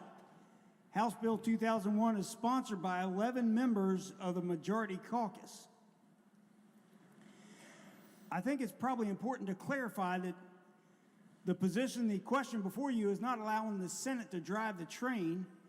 This bill, as introduced, was a 3-year phase-in, 25%, 50%, and 100%.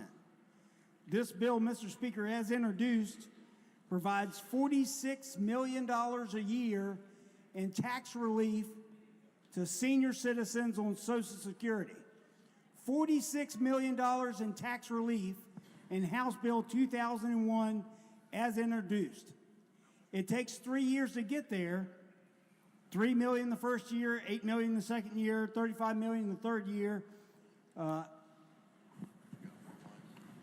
according to the fiscal note for this introduced version.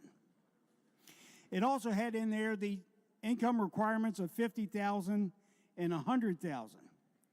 Now, certainly, I think the Majority Caucus and a lot of us in this room tried to expand that to be as quickly as possible and as much as possible.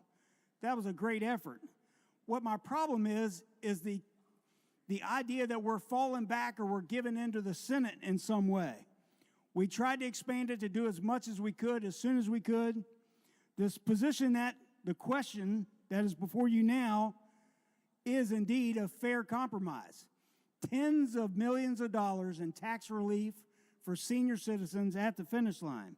A 3-year phase-in, a major tax cut, and as I said before, it is important.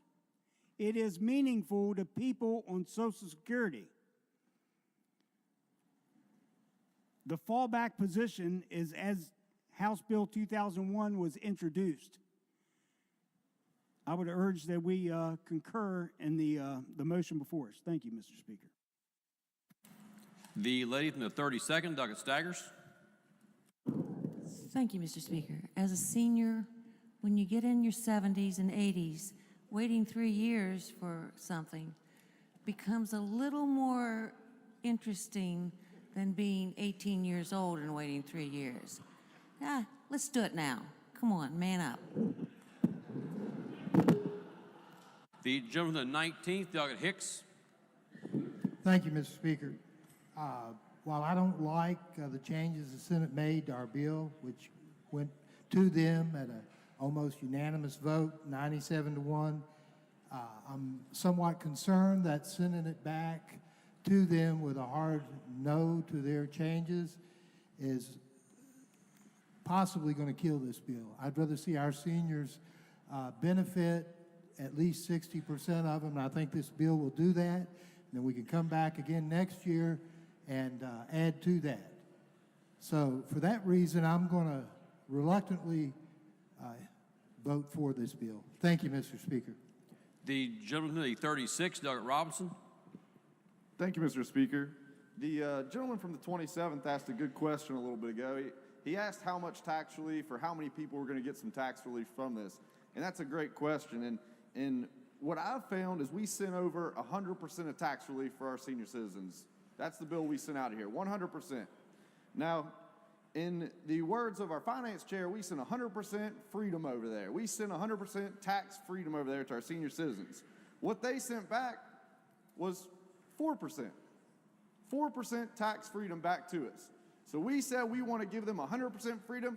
They sent 4% back. Now, I'm with our finance chair. That's not enough freedom. We've got to give them more. Now, we promised this. A lot of us went around and promised this, and we've been over that a couple times. But what we're going to do here, if we concur, is a broken promise. We're going to vote green to break that promise and just clearly cut it off. Now, I believe the Senate is bluffing. I believe this is a straight bluff. They said, look, this will save us a couple bucks in our budget. This will help us balance it. It'll help us get there. Let's just send it over there. They'll accept it. We'll move on. But what I say is we call their bluff. Let's call their bluff. Let's pick two of the most hard-headed members in this body and send them down the hall and fight for it. So with that, Mr. Speaker, myself and the gentleman from the 3rd are ready to go. We're ready to get out down to the conference committee to call the Senate's bluff. So let's vote this down. Let's get this moving on. Thank you. The lady from the 38th, Delegate Graves. Thank you, Mr. Speaker. I don't like this any better than anybody else in here. I'd just like to give a little clarification about what's at stake. So we have money in the budget in a line item parked there for teacher pay raises. We've got state troopers who are going to get a pay raise. How many of you in here, I'll probably count myself in this number, but how many of you in here trust the Senate to do the right thing? That's what a red vote means, that we're going to trust the Senate to do the right thing.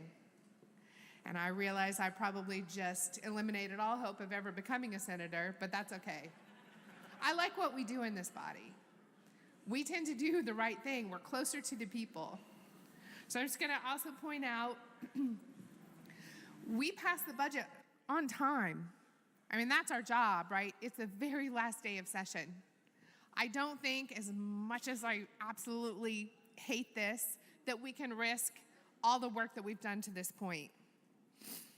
I'm also really glad that all of us are on record, there's a lot of us, supporting fixing this in the future. And in the probably the only words I will ever agree with from the gentleman from the 37th, I suggest that we all vote green for Grand Moss. The gentleman from the 10th, Delegate Kelly. Thank you, Mr. Speaker. Change the subject just a little bit. As a senior citizen and a recipient of Social Security, my wife is also a recipient of Social Security. I request Rule 49. The gentleman would be a member of a class of greater than 5 individuals and therefore would be directed to vote. Thank you. The question before the House is a motion by the lady from the 49th that the House concur in the Senate amendment and title amendment to House Bill 2001. Roll call is demanded. Is demand sustained? Demand is sustained. Those in favor of the lady's motion will vote aye. Those opposed will vote no. The clerk will prepare the machine.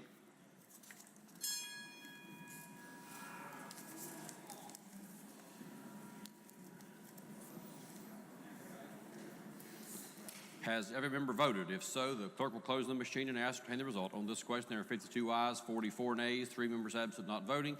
Majority of members elected having voted in the affirmative, chair declares the motion adopted. The question before the House is the passage of the bill as amended by the Senate. Those in favor will vote aye. Those opposed will vote no. For what purpose does the gentleman from the 56th delegate House seek recognition? The question before the House is the passage of the bill. Those in favor will vote aye. Those opposed will vote no. The clerk will prepare the machine.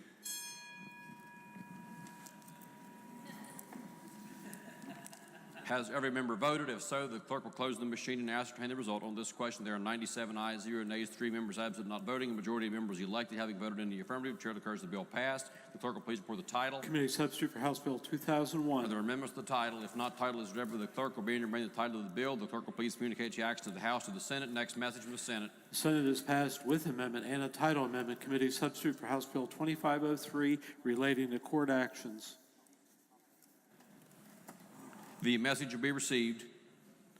The gentleman from the 56th delegate Howell for an announcement. Thank you, Mr. Speaker. Your Committee on Conference of SB 317 delegates Hott, Hansen, and myself will meet in the Senate Clerk's Conference Room at 2 p.m. Lady from the 32nd, Delegate Kessinger. Thank you, Mr. Speaker. The purpose of House Bill 2503 is to address the appointment of counsel in abuse and neglect cases. The Senate's amendment provides that non-offending parents be appointed counsel at the outset. Those individuals may then request continued representation. These amendments undermine the purpose of this legislation. Although this language appears to address a legitimate and worthy issue, the language has not yet been vetted by a House committee. The new language would benefit from conference. Therefore, Mr. Speaker, I move we refuse to concur with the Senate amendment and title amendment and request the Senate to recede. The lady from the 32nd moves that the House refuse to concur in the Senate amendment and title amendment and ask the Senate to recede. Is there discussion? If not, those in favor will say aye. Any opposed will say no. The ayes have it. Chair declares the motion adopted. Clerk will please communicate the action of the House to the Senate. Next message from the Senate. The Senate has passed with amendment. Committee substitute for House Bill 2768, reducing the use of certain prescription drugs. Message to be received. Lady from the 49th. Thank you, Mr. Speaker. The purpose of this bill was to clarify provisions within the Opioid Reduction Act. The Senate defined by reference physical therapist, occupational therapist, osteopathic physician, and chiropractor. It adds definitions for the terms referral and prescribe. Those terms have their usual and customary meaning. The Senate removed the word total from the provision that provided for 20 total visits per event of each chiropractic service, physical therapy, and occupational therapy service. It adds a clarifying sentence that a healthcare practitioner can prescribe within their scope of practice. It also makes grammatical changes, changing singular to plural. Therefore, Mr. Speaker, I move we concur with the Senate amendment. The lady from the 49th moves that the House concur in the Senate amendments. The committee substitute for House Bill 2768. Is there discussion? If not, those in favor will say aye.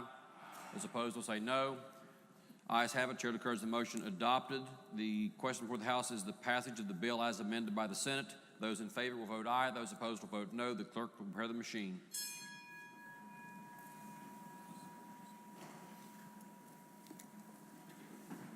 Has every member voted? If so, the clerk will close the machine and ascertain the result. On this question, there are 80 ayes, 17 nays, 3 members absent not voting. Majority of members elected having voted in the affirmative. Chair declares the bill passed. The clerk will please report the title. Committee substitute for House Bill 2768. Are there amendments to the title? If not, the title is read by the clerk will be and remain the title of the bill. The clerk will please communicate the action to the House to the Senate. Next message from the Senate. The Senate has passed with amendment. Committee substitute for House Bill 2849, establishing different classes of pharmacy technicians. Message to be received. Lady from the 49th. The purpose of this bill is to specify the registration process of a registered pharmacy technician with an endorsement as a pharmacy technician or a registered pharmacy technician with a nuclear pharmacy technician certificate, and to specify the duties each category is permitted to perform under direct or indirect supervision of a licensed pharmacist. The Senate amendment removes certain language that does not affect the bill. Additionally, the Senate added language to ensure that the pharmacist makes a final verification before the drugs are dispensed using the tech process. Therefore, I move we concur with the Senate amendment. The question before the House is the motion that the House concur in the Senate amendments to committee substitute for House Bill 2849. Is there discussion? If not, those in favor of the motion will say aye. Those opposed will say no. The ayes have it. Chair declares the motion adopted. The question before the House is the passage of the bill as amended by the Senate. Those in favor of passage will vote aye. Those opposed will vote no. The clerk will prepare the machine.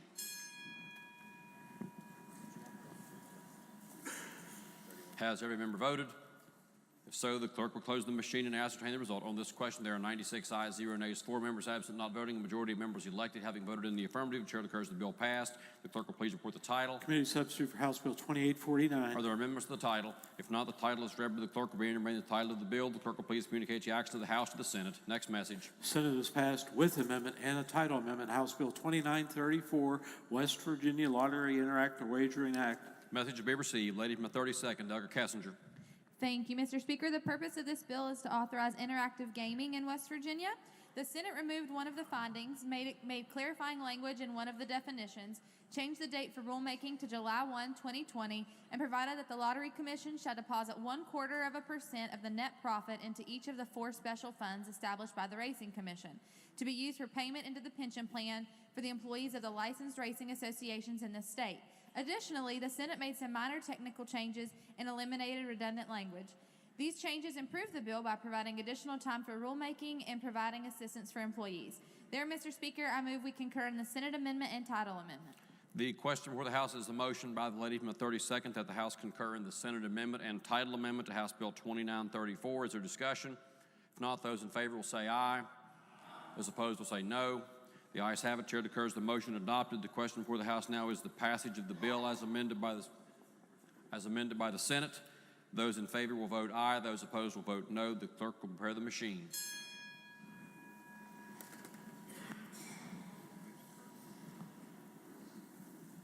Has every member voted? If so, the clerk will close the machine and ascertain the result. On this question, there are 78 ayes, 18 nays, 4 members absent, not voting. A majority of members elected having voted in the affirmative. The chair declares the bill passed. The clerk will please report the title. House Bill 2934. The gentleman, the 27th, Douglas Porterfield, raises a parliamentary inquiry. The gentleman may state his point. Due to vision loss, I think I just hit green on gambling, and I think that would be inconsistent with my position. So I just want to state for the record that I would be a red on that.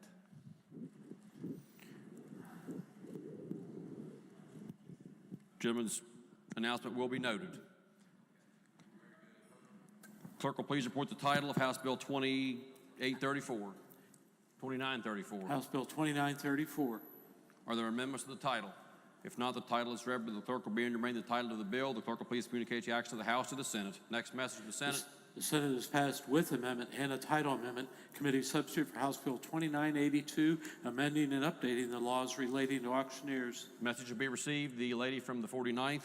The purpose of this bill is to amend and update the law relating to auctioneers. The Senate amendment adds a definition, adds several provisos to the exceptions language, and amends advertising requirements for estate sales. It does not harm the bill. Therefore, Mr. Speaker, I move we concur with the Senate amendment. The question before the House is the motion that the House concur in the Senate amendment and title amendment to committee substitute for House Bill 2982. Is there discussion? If not, those in favor will say aye. Those opposed will say no. The ayes have it. The chair declares the motion adopted. The question before the House is the passage of the bill as amended by the Senate. Those in favor of passage will vote aye. Those opposed will vote no. The clerk will prepare the machine.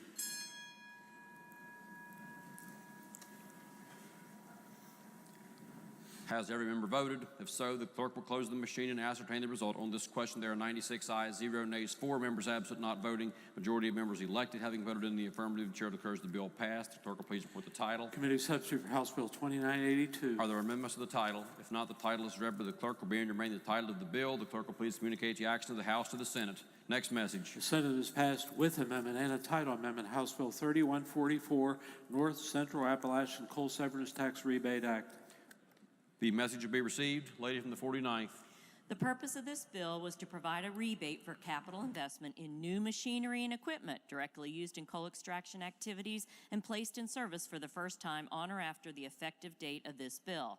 The Senate amendments would extend the opportunity for a rebate in like manner to investments in improvements to real property having a useful life of 5 or more years that are directly used in coal extraction activities and otherwise make cleanup and clarifying corrections. They would also delete the short title of the bill since its provisions extend to coal mining activities throughout the state.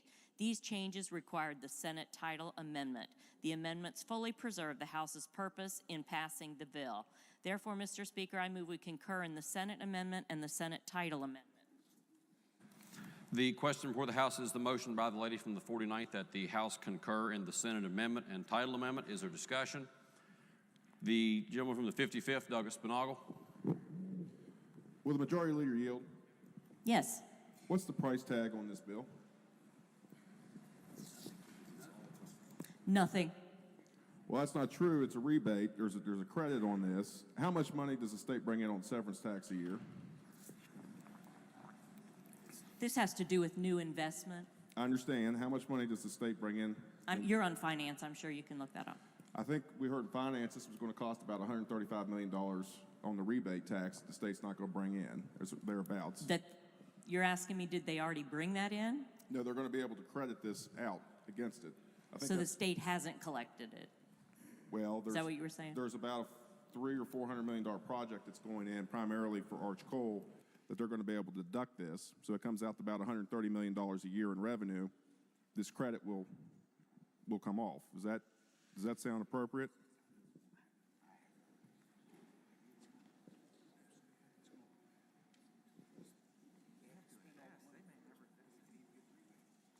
They will have to spend the money first to acquire the rebate. Yeah, they've already announced a project of they're going to build 400 or 500. But they have not spent any money. They have not, but then when they go to spend the money, they're not going to have to pay in the full amount of the severance. So they're going to be able to deduct about $130 million a year. Yes, if they spend the money, they'll get a rebate, but that is speculation that they'll spend the money. Well, they've announced they're going to build the project, so I guess it could be speculation. Permission to speak the bill or the amendment real quick. Yes, gentleman's recognized. Our priorities are out of whack. We can't come up with more than $2 million for our seniors, and here we are giving $130 million to an out-of-state coal company for a project. I don't know what type of priorities this body has, but it makes me want to barf that we can't take care of Social Security tax, but we're going to give $130 million to out-of-state coal companies. Thank you, Mr. Speaker. The gentleman to 36, Douglas Rowe. A question to the lady about I think the Senate made an amendment, but I'm not certain of this, that would expand it from equipment and personal property to improvements to real property. Is that Yes, correct? when I read that to you, I said the Senate amendments would extend the opportunity for a rebate in like manner to investments in improvements to real property having a useful life of 5 or more years. So really, every dime that is spent, that's future money. I don't think they get any credit for past payments, correct? That is correct. So it's for new investment. It's for future investment in coal mining in our state, yes. And if it's for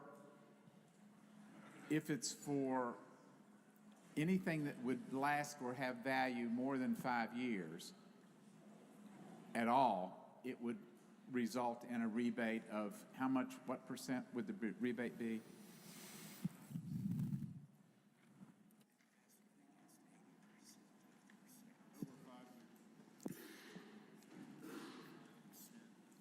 $35% of their investment against 80% of the severance. Of the severance that is attributable to the increase in their production. And the counties will be protected. They won't have any reduction as a result of the rebate, correct? That is still in the bill, yes. Okay, so any new investment will have to, would be on any part of the business whatsoever, but real property and personal property, will qualify for the rebate, but not over 80% of what they actually pay in severance tax. Is that the way that works? Only improvements to real property. The improvements to real property are limited to the 80% of severance tax, or what about personal property? Is it limited also to 80% of personal property, of severance, I mean? It is the same on what I just, the amounts that I reported to you just a little bit ago. So they'd be treated the same, whether it's personal property equipment or real property improvements? Improvements to real property. Thank you. The gentleman, the 16th, Doug at Linville. Thank you, Mr. Speaker. Would the Majority Leader continue to deal? Yes. If my memory serves me correctly, when we sent this over to the Senate, it said that the company had to have been producing, I think, for 2 years. Is that still in the bill? Do you know? Yes, that is still in the bill. Okay, and this rebate is only applicable to increased production, so increased production for which they're paying severance tax. Is that accurate? Yes, that is accurate. And every different piece of equipment, whether that be personal or improvements to real property, actually are taxable by our counties as well. So we're incentivizing only on increased operations and increased productivity, to the great benefit of our counties that are currently struggling tremendously to afford their jail bills and things of that nature. Is that all I would accurate? agree with that. It's a great bill, Mr. Speaker. I urge we concur. The lady from the 52nd, Doug at Saipo. Thank you, Mr. Speaker. Will the lady yield? Yes. Okay. So we've talked about real property and we've talked about personal property.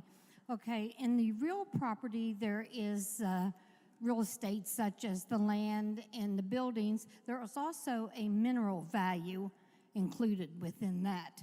Can we talk about that value? That is the... It is not affected at all in this bill.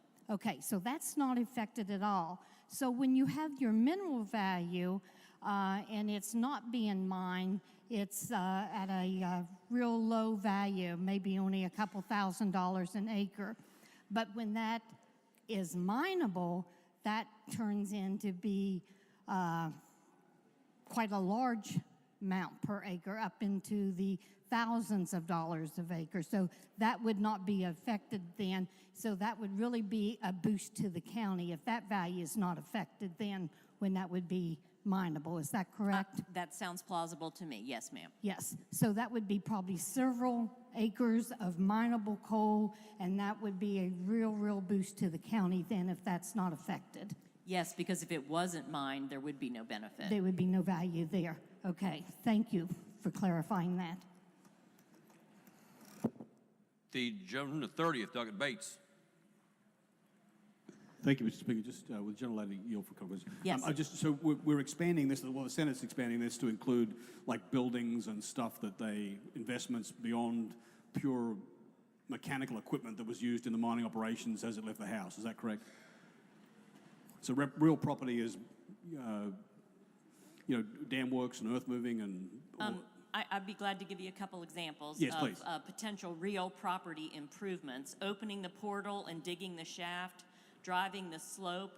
The slope goes from the mine to the surface, and it is where the conveyor belt is. This allows the mine coal to get to the costs surface. associated with those activities would be capitalized, and then they would be able to claim a credit on the severance tax back against that capital cost. Is that correct? That is correct, yes. Okay. The other question I have relates to the, there was an amendment that we passed in the House that ensured in the name of justice that a taxpayer had to be current on all their tax liabilities, funds and fees. Was that maintained in the Senate version of the bill? Yes, that is maintained on page 14 and 15 of the bill. Thank you very much. Thank you, Mr. Speaker. The gentleman, the 62nd, Doug at Bibby. Thank you, Mr. Speaker. Would the gentle lady yield to a couple questions? Yes. This is a rebate, right? Yes. Okay, a new investment. Yes. Okay. Just to put it in simple terms, because I'm a simple-minded guy, buy a new car and they got a rebate. Okay. What happens if I don't buy that car? You don't get the rebate. What happens to the car company? They don't sell a car. Okay. In this case here, if coal mine, if we don't come in and do the coal mining, what happens to my rebate? Yeah, there's no rebate. Who loses? A lot of people lose. Yeah, state of West Virginia loses, just like the car dealer loses because no car is going to bought.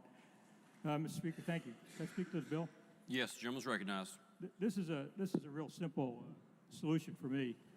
A rebate, for new investments is what we want. This is going to bring more jobs, more investment into West Virginia. Quite simply, you're not going to go make the investment if you don't have the rebate.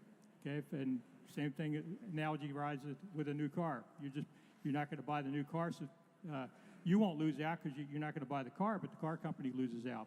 If we don't do this, Mr. Speaker, West Virginia loses out with new businesses and economic growth.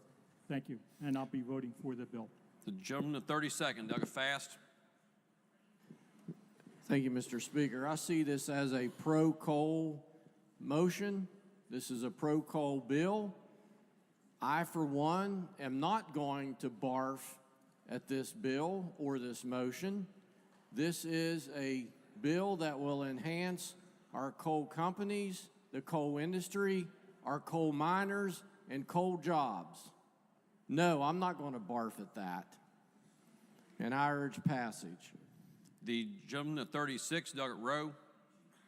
Thank you, Mr. Speaker. As I understand this bill, I think it does what the other severance tax reduction bill did not do, and that is it ties directly the requirement for an investment and for new production to the tax credit. As I understand the way it works, is under the Senate amendment now, any improvements to real property or purchase of new equipment, and has to all be new, you can't get anything for any benefit before, has to be new purchases and new investment, and then the rebate applies only to the new severance taxes that are paid as a result of the improvements.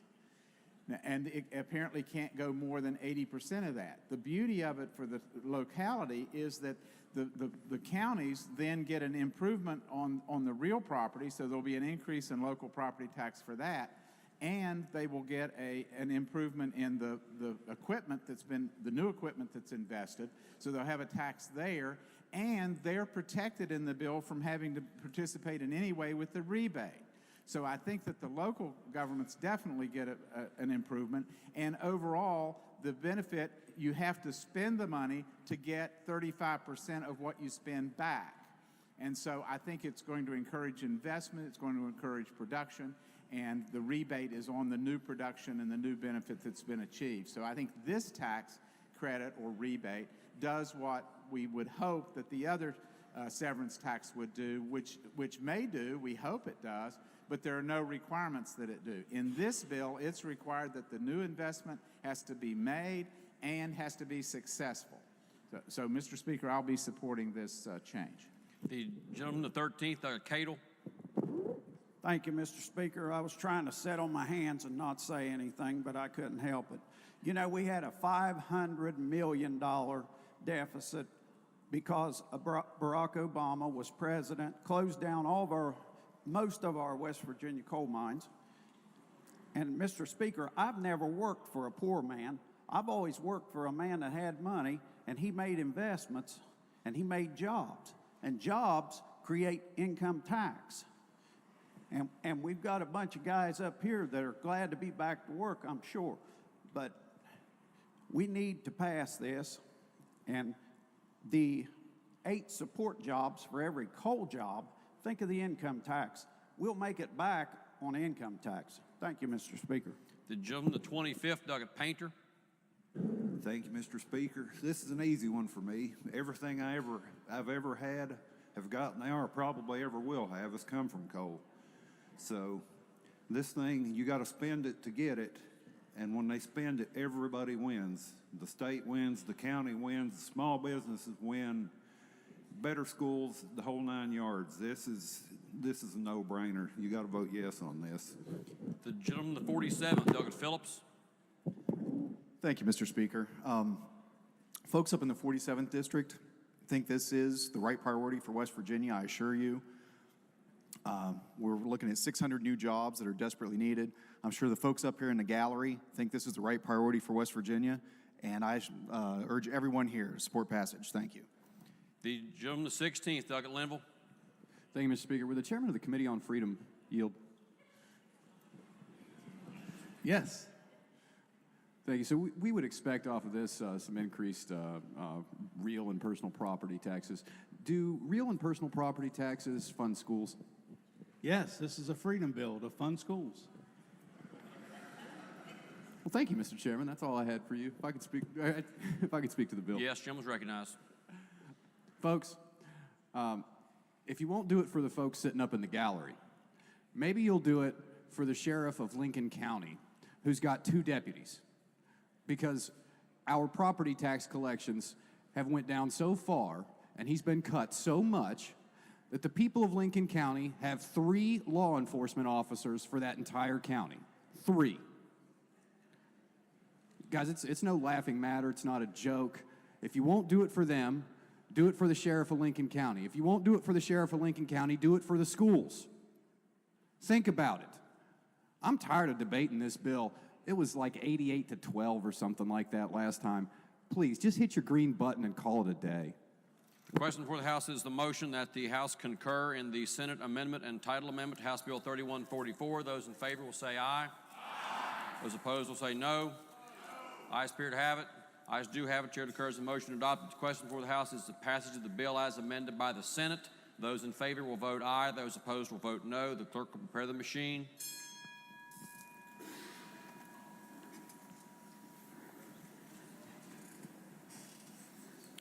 Has every member voted? If so, the clerk will close the machine and ascertain the result. On this question, there are 84 ayes, 13 nays, 3 members absent, not voting. A majority of members elected having voted in the affirmative. Chair declares the bill passed. The clerk will please report the title. House Bill 3144. Are there amendments to the title? If not, the title is read. The clerk will read the title of the bill. The clerk will please communicate the action of the House to the Senate. For what purpose does the gentleman from the 45th, Douglas Martin, seek recognition? Thank you, Mr. Speaker.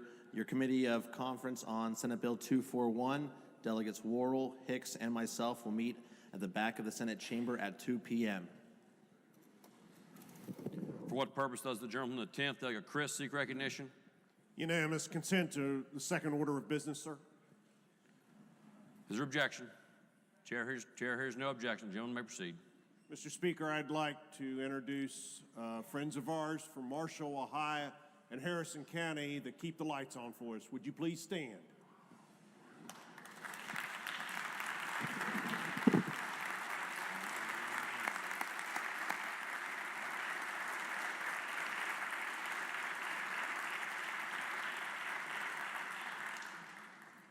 Are there further introductions while we're on the second order of business? The lady from the 51st, Douglas Walker. Thank you, Mr. Speaker. I would like to give a warm welcome to one of my friends, Robin Cutlip from Webster County. Can the House please give her a warm welcome?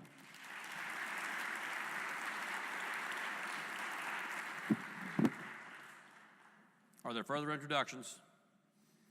If not, Senate Bill 487 was moved to the foot of messages from the Senate. At the time the message was moved to the foot of messages from the Senate, a pending motion that the House refused to recede from its position and request the Senate agree to a committee of conference and the Speaker be authorized to appoint conferees was pending before the House. Chair is advised by the clerk that the correct information is now available in the chamber automation system on Senate Bill 487. The question for the House is now the motion that the House refuse to recede from its position, request the Senate to agree to a committee of conference of 3, and that the Speaker be authorized to appoint conferees on committee substitute for Senate Bill 487. Is there discussion on the motion? If not, those in favor of the motion will say aye. Those opposed will say no. The ayes have it. Chair declares the motion adopted. On this conference committee, the chair appoints the gentleman from the 35th, Douglas Capito, the gentleman from the 15th, Douglas Foster, the gentleman from the 17th, Douglas Lovejoy. Are there further messages from the Senate? Resolutions.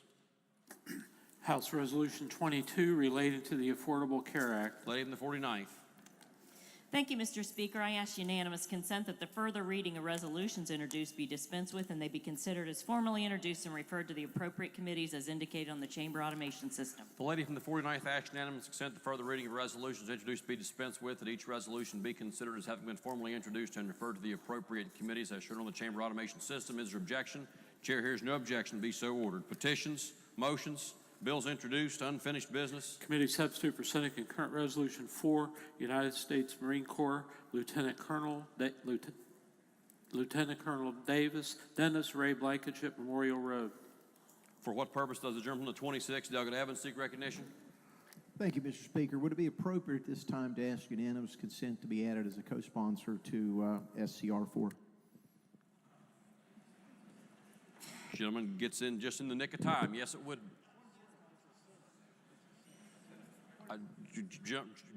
Chair is advised by the clerk. It is a Senate resolution. Chair did not notice that. It is a Senate resolution. Therefore, no members of the House may be added as sponsors. The question before the House is Senate Committee substitute for Senate Concurrent Resolution 4. Are there amendments? Delegate Summers moves to amend the resolution. This is HFA Summers 3-8, number 1. The lady from the 49th to explain the amendment. Yes, Mr. Speaker. These are just for technical corrections on bridge namings or road namings. Question for the House, the adoption of the pending primary amendment to SCR 4. Those in favor of the amendment will say aye. Those opposed will say no. The ayes have it. Chair declares the amendment adopted. The question is on committee substitute for SCR 4 as amended. Is there discussion? If not, those in favor will say aye. Those opposed will say no. The ayes have it. Chair declares the resolution adopted. Clerk will please communicate the action of the House to the Senate. Next item of unfinished business. Committee substitute for Senate Concurrent Resolution 40, United States Army Corporal Roy E. Clark Memorial Bridge. Are there amendments? Delegate Summers moves to amend the resolution. This is HFA Summers 3-9, number 1. Lady of the 49th will explain the amendment. Yes, Mr. Speaker. This amendment for this bridge is also technical in nature. Question for the House is the primary amendment as offered by the lady from the 49th. Those in favor will say aye. Those opposed will say no. The ayes have it. Chair declares the primary amendment adopted. The question before the House is committee substitute for SCR 40 as amended. Is there discussion? If not, those in favor will say aye. Those opposed will say no. The ayes have it. Chair declares the resolution adopted. Clerk will please communicate the action of the House to the Senate. Is there further unfinished business? If not, bills on third reading. Committee substitute for Senate Joint Resolution 5, clarification of the judiciary's role in impeachment proceedings amendment. The gentleman from the 27th, Delegate Schott, to explain the resolution. Thank you, Mr. Speaker. The purpose of this Senate joint resolution is to clarify that certain aspects of the impeachment process are not subject to judicial review. Specifically, the proposed amendment to the West Virginia Constitution would first expressly state that no court of this state shall have any jurisdiction or authority to stay or enjoin an impeachment proceeding or trial of impeachment. Second, it expressly states that rules and procedures adopted by the House and Senate for impeachment proceedings or trials on articles of impeachment are not subject to judicial review or interpretation. The language changes also clarify that removal from office and preclusion from holding future office or state employment are separate issues, with the former being a necessary prerequisite for the latter, and both requiring a separate two-thirds vote by the members of the Senate to sustain. If passed, the language would be on the general election ballot in 2020. Mr. Speaker, the purpose of this resolution is to restore sole power over impeachment in the legislature, which was substantially eroded by the recent decision in the Workman decision. Mr. Speaker, I urge adoption of the resolution. The question before the House is the adoption of the resolution as just explained by the gentleman from the 27th. Are there members who wish to speak to the resolution?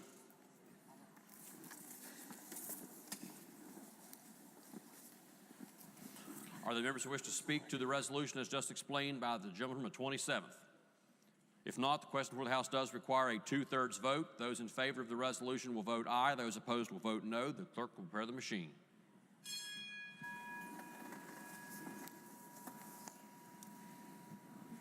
Has every member voted?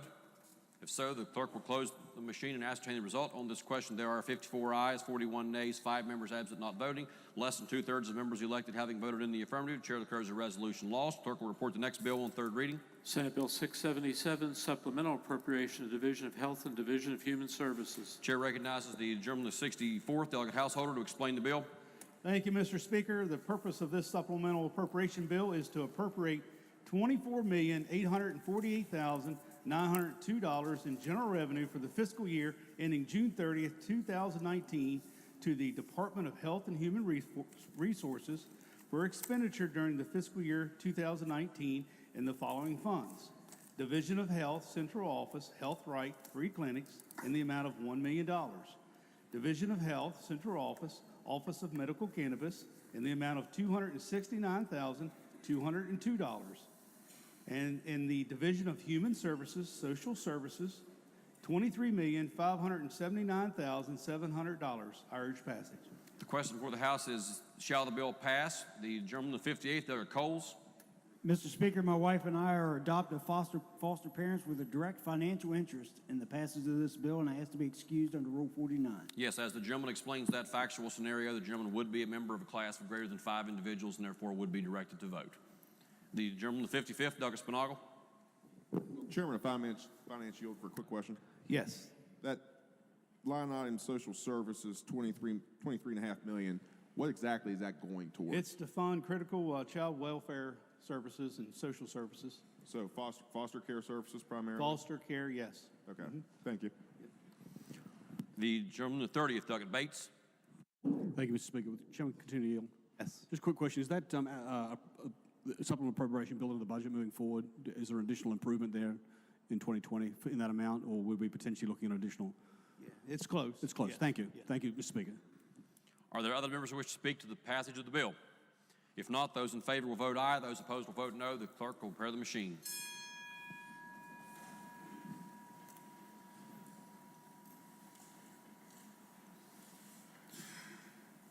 Has every member voted?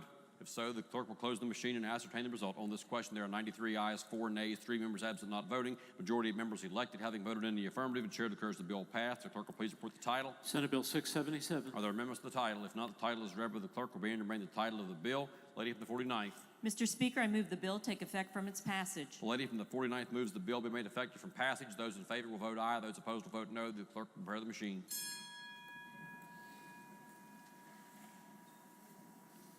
Has every member voted? If so, the clerk will close the machine and ascertain the result. On this question, there are 95 ayes, 2 nays, 3 members absent not voting. 2/3 of members elected having voted in the affirmative. The chair declares the bill effective from passage. The clerk will please communicate the acts to the House to the Senate. Next bill on third reading. Senate Bill 678, supplemental appropriation from State Excess Lottery Revenue Fund to Office of Technology. The gentleman from the 64th, Douglas Householder, to explain the bill. Thank you, Mr. Speaker. The purpose of this supplemental appropriation bill is to add new items of appropriation from the balance of monies remaining as an unappropriated balance in the excess lottery in the following areas: Department of Administration, Office of Technology; Cybersecurity, $4.2 million; Enterprise Data Center, $12 million; Enterprise Telephone Modernization, $2.2 million. The bill also provides for the reappropriation of any funds which remain unexpended at the close of the fiscal year 2019. I urge passage. The question before the House is, shall the bill pass? Are there members who wish to speak to the passage of the bill? If not, those in favor will vote aye. Those opposed will vote no. The clerk will prepare the machine.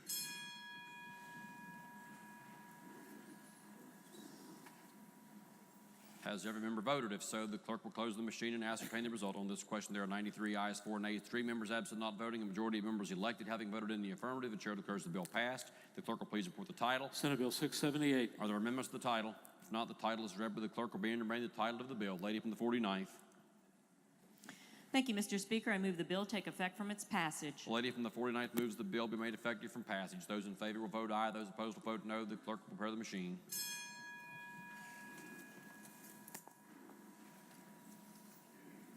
Has every member voted? If so, the clerk will close the machine and ascertain the result. On this question, there are 93 ayes, 4 nays, 3 members absent not voting. 2/3 of members elected having voted in the affirmative. The chair declares the bill effective from passage. The clerk will please communicate the acts to the House to the Senate. Next bill on third reading. Senate Bill 679, supplemental appropriation of Division of Finance. Gentleman the 64th, Douglas Householder, to explain the bill. Thank you, Mr. Speaker. The purpose of this supplemental appropriation bill is to add a new item of appropriation of public monies out of the State Fund General Revenue in the following area: Department of Administration, Division of Finance, Fund 0203, to the Enterprise Resource Planning System for $298,000. I urge passage. The question before the House is, shall the bill pass? Are there members who wish to speak to the passage of the bill? If not, those in favor will vote aye. Those opposed will vote no. The clerk will prepare the machine.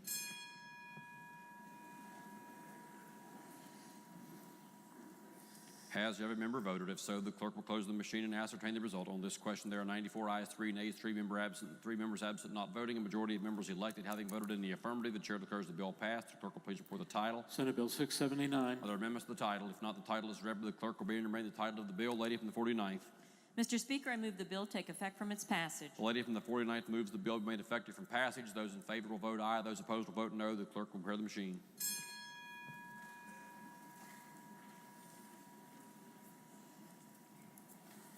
Gentleman from the 16th, Douglas Mant. Has every member voted? The gentleman from the 24th, Douglas Rodriguero. On this question, there are 95 ayes, 2 nays, 3 members absent not voting. 2/3 of members elected having voted in the affirmative. Chair declares the bill effective from passage. The clerk will please communicate the action of the House to the Senate. Next bill on third reading. Senate Bill 680, supplemental appropriation to various divisions and DMAPs. The gentleman from the 64th, Douglas Householder, to explain the bill. Thank you, Mr. Speaker. The purpose of this supplemental appropriation bill is to appropriate $766,461 in general revenue for the fiscal year ending June 30th, 2019 to the Department of Military Affairs and Public Safety for expenditure during the fiscal year 2019 in the following funds. The first one is Division of Homeland Security and Emergency Management, Siren, for $421,214.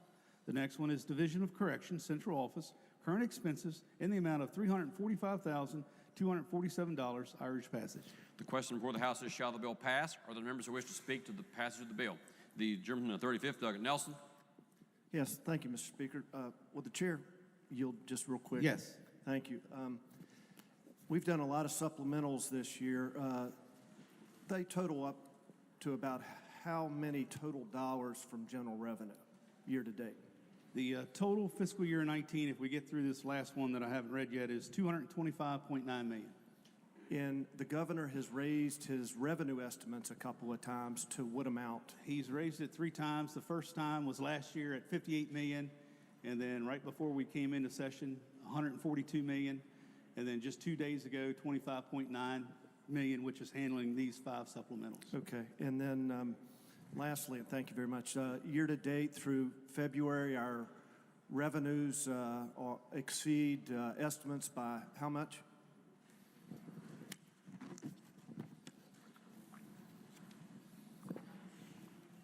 I'm told it's more than what the estimate is. About 300 million? Yes. Okay, Yeah. Thank you very much. The gentleman from the first, Douglas McGinn. Thank you, Mr. Speaker. Will the chairman yield, please? Yes. How much money are you projecting that this body or this legislature places back into the rainy day fund come June 30th this fiscal year? I can't make that projection, but remember, whatever that balance is at June 30th, half goes into the rainy day, half goes into the general revenue. And from past years, we've seen anywhere from a $28 million revenue surplus to a $12 million, so it just depends on June 30th. So in the absence of many of these supplemental appropriations, it'd be safe to say that we would likely be placing more money into the rainy day fund at the end of the fiscal year? Yes. Okay, thank you. Are there other members who wish to speak to the passage of the bill? If not, those in favor of passage will vote aye. Those opposed will vote no. The clerk will prepare the machine.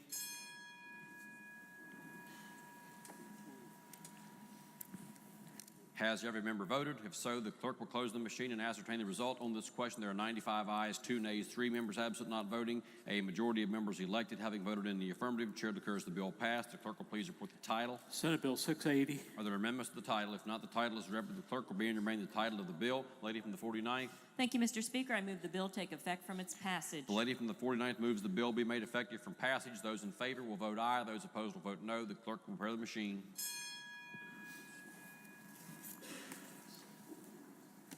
Has every member voted? If so, the clerk will close the machine and ascertain the result. On this question, there are 95 ayes, 2 nays, 3 members absent not voting. 2/3 of members elected having voted in the affirmative. The chair declares the bill effective for passage. The clerk will please communicate the action of the House to the Senate. Next bill on third reading. Senate Bill 681, supplemental appropriation from lottery net profits to Educational Broadcasting Authority. The gentleman of the 64th, Douglas Householder, to explain the bill. Thank you, Mr. Speaker. Last supplemental. The purpose of this supplemental appropriation bill is to add a new item of appropriation from the balance of monies remaining as as an unappropriated balance in lottery net profits in the following area: Department of Education and the Arts, Educational Broadcasting Authority, and the capital outlay and maintenance in the amount of $7,358,890. The bill also provides for the reappropriation of any funds which remain unexpended at the close of fiscal year 2019. I urge passage. The question before the House is, shall the bill pass? Are the members who wish to speak to the passage of the bill? The gentleman from the 30th, Doug Bates. Thank you, Mr. Speaker. With Chairman Yield, could you just update, if we go ahead and pass the supplemental and we use this unappropriated lottery net profits, is there any money still available beyond that $7.3 million?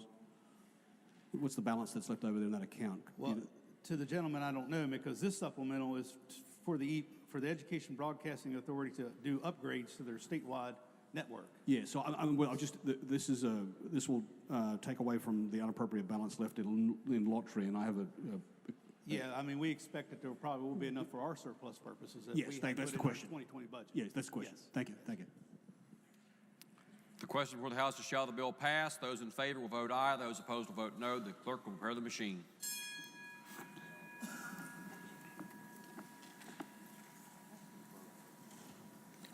Has every member voted? If so, the clerk will close the machine and ascertain the result. On this question, there are 85 ayes, 12 nays, 3 members absent, not voting. Majority of members elected having voted in the affirmative. Chair declares the bill passed. The clerk will please report the title. Senate Bill 681. Are there amendments to the title? If not, the title is read, but the clerk will be enumerating the title of the bill. Lady from the 49th.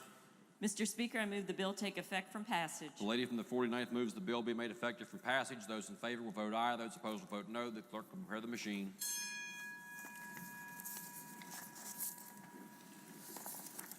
Has every member voted? If so, the clerk will close the machine and ascertain the result. On this question, there are 86 ayes, 11 nays, 3 members absent, not voting. 2/3 of members elected having voted in the affirmative. The chair declares the bill effective from passage. The clerk will please communicate the action of the House to the Senate. Are there further bills on third reading? If not, the gentleman from the 59th for the announcement of a conference committee. Mr. Speaker, I announce the availability of a conference committee report on Senate Bill number 481. Copies are available at the clerk's office.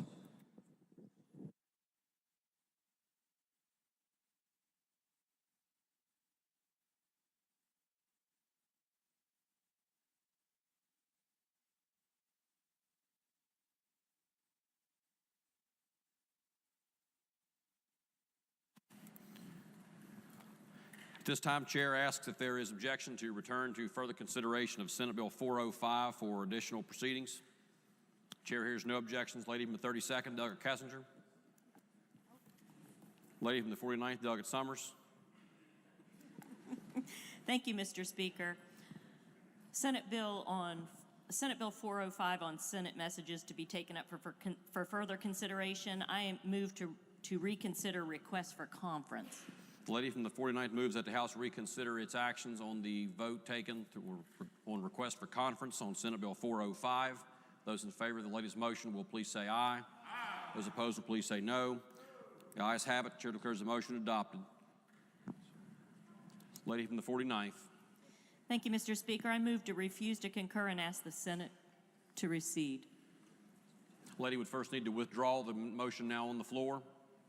Yes. Is there objection that the lady's motion be withdrawn? Chair hears no objection. Chair does hear objection. Objection is heard. Those in favor of allowing the lady from the 49th to withdraw the motion now before the House, please say aye. Aye. Those opposed, please say no. Ayes have it. Motion is withdrawn. Lady from the 49th.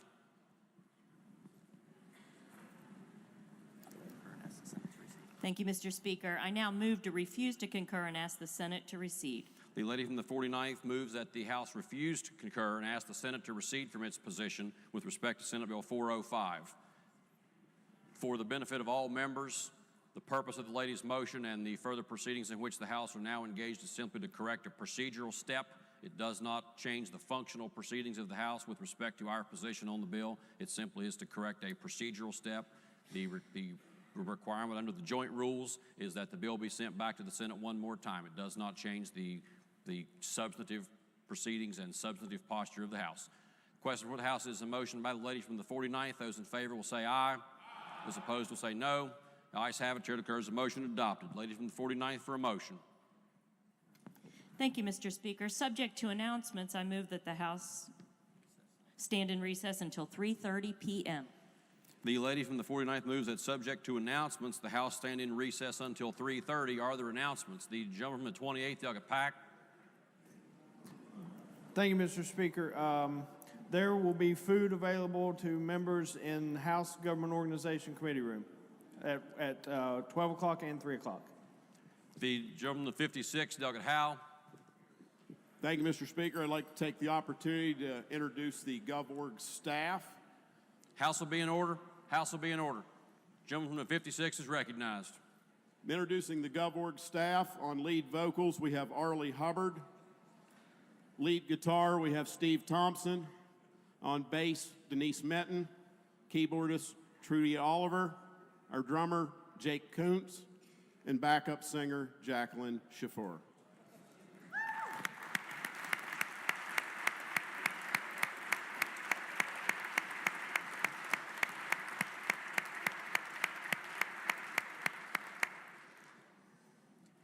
The gentleman from the 10th, Delegate Chris. Thank you, Mr. Speaker. The Committee on Finance will have dinner in the committee room immediately following the morning session. The gentleman from the 41st, Delegate Hill. Thank you, Mr. Speaker. Permission to introduce the Committee on Health and Human Resources staff. The gentleman may proceed. Thank you, Mr. Speaker. Over here we have Jess Russo, our research analyst. She was introduced by Chairman Ellington yesterday on the floor, if you remember. We have General Counsel Charlie Roskovinsky right behind me here. Administrative Assistant and Gatekeeper Martha White. And we had an intern, Ian Kilwain, this session. He was born and raised in Morgantown, received an undergraduate degree in political science and Spanish from West Virginia University. Ian is currently enrolled in the Master of Public Administration program, also at WVU. His long-term goal is to pursue a career in public service at either the state or federal level. I want to thank our staff for all their hard work, for helping the chairman and I run an efficient committee, and for all you do for the people of West Virginia. Thank you.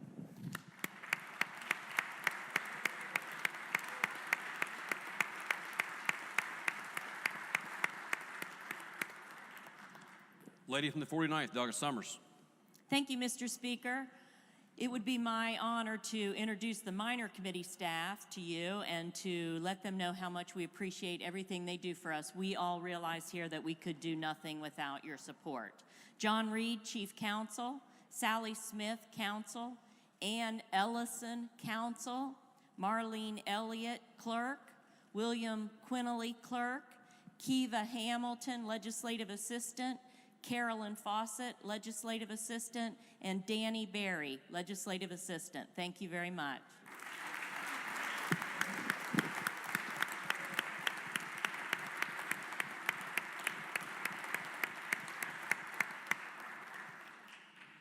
The gentleman from the 23rd, Delegate Miller.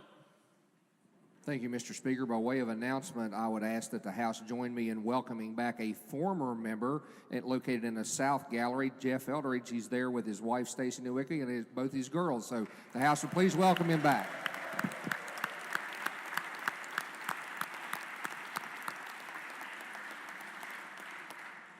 The gentleman from the 16th, Delegate Linville. Thank you, Mr. Speaker. I'd like to point out two other members of minor committee staff who we didn't get there. Daniel Osborne and Isaac Tincher, our intern this year, has been wonderful. Thank you.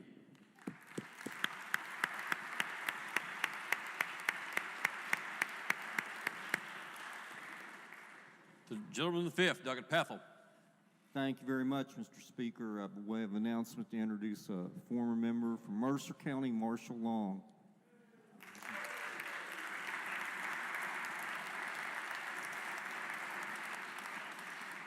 The question before the House is the motion by the lady from the 49th that the House stand in recess until 3:30. Those in favor will please say aye. Those opposed will please say no. The ayes have it. Chair declares the motion adopted. The House is in recess until 3:30.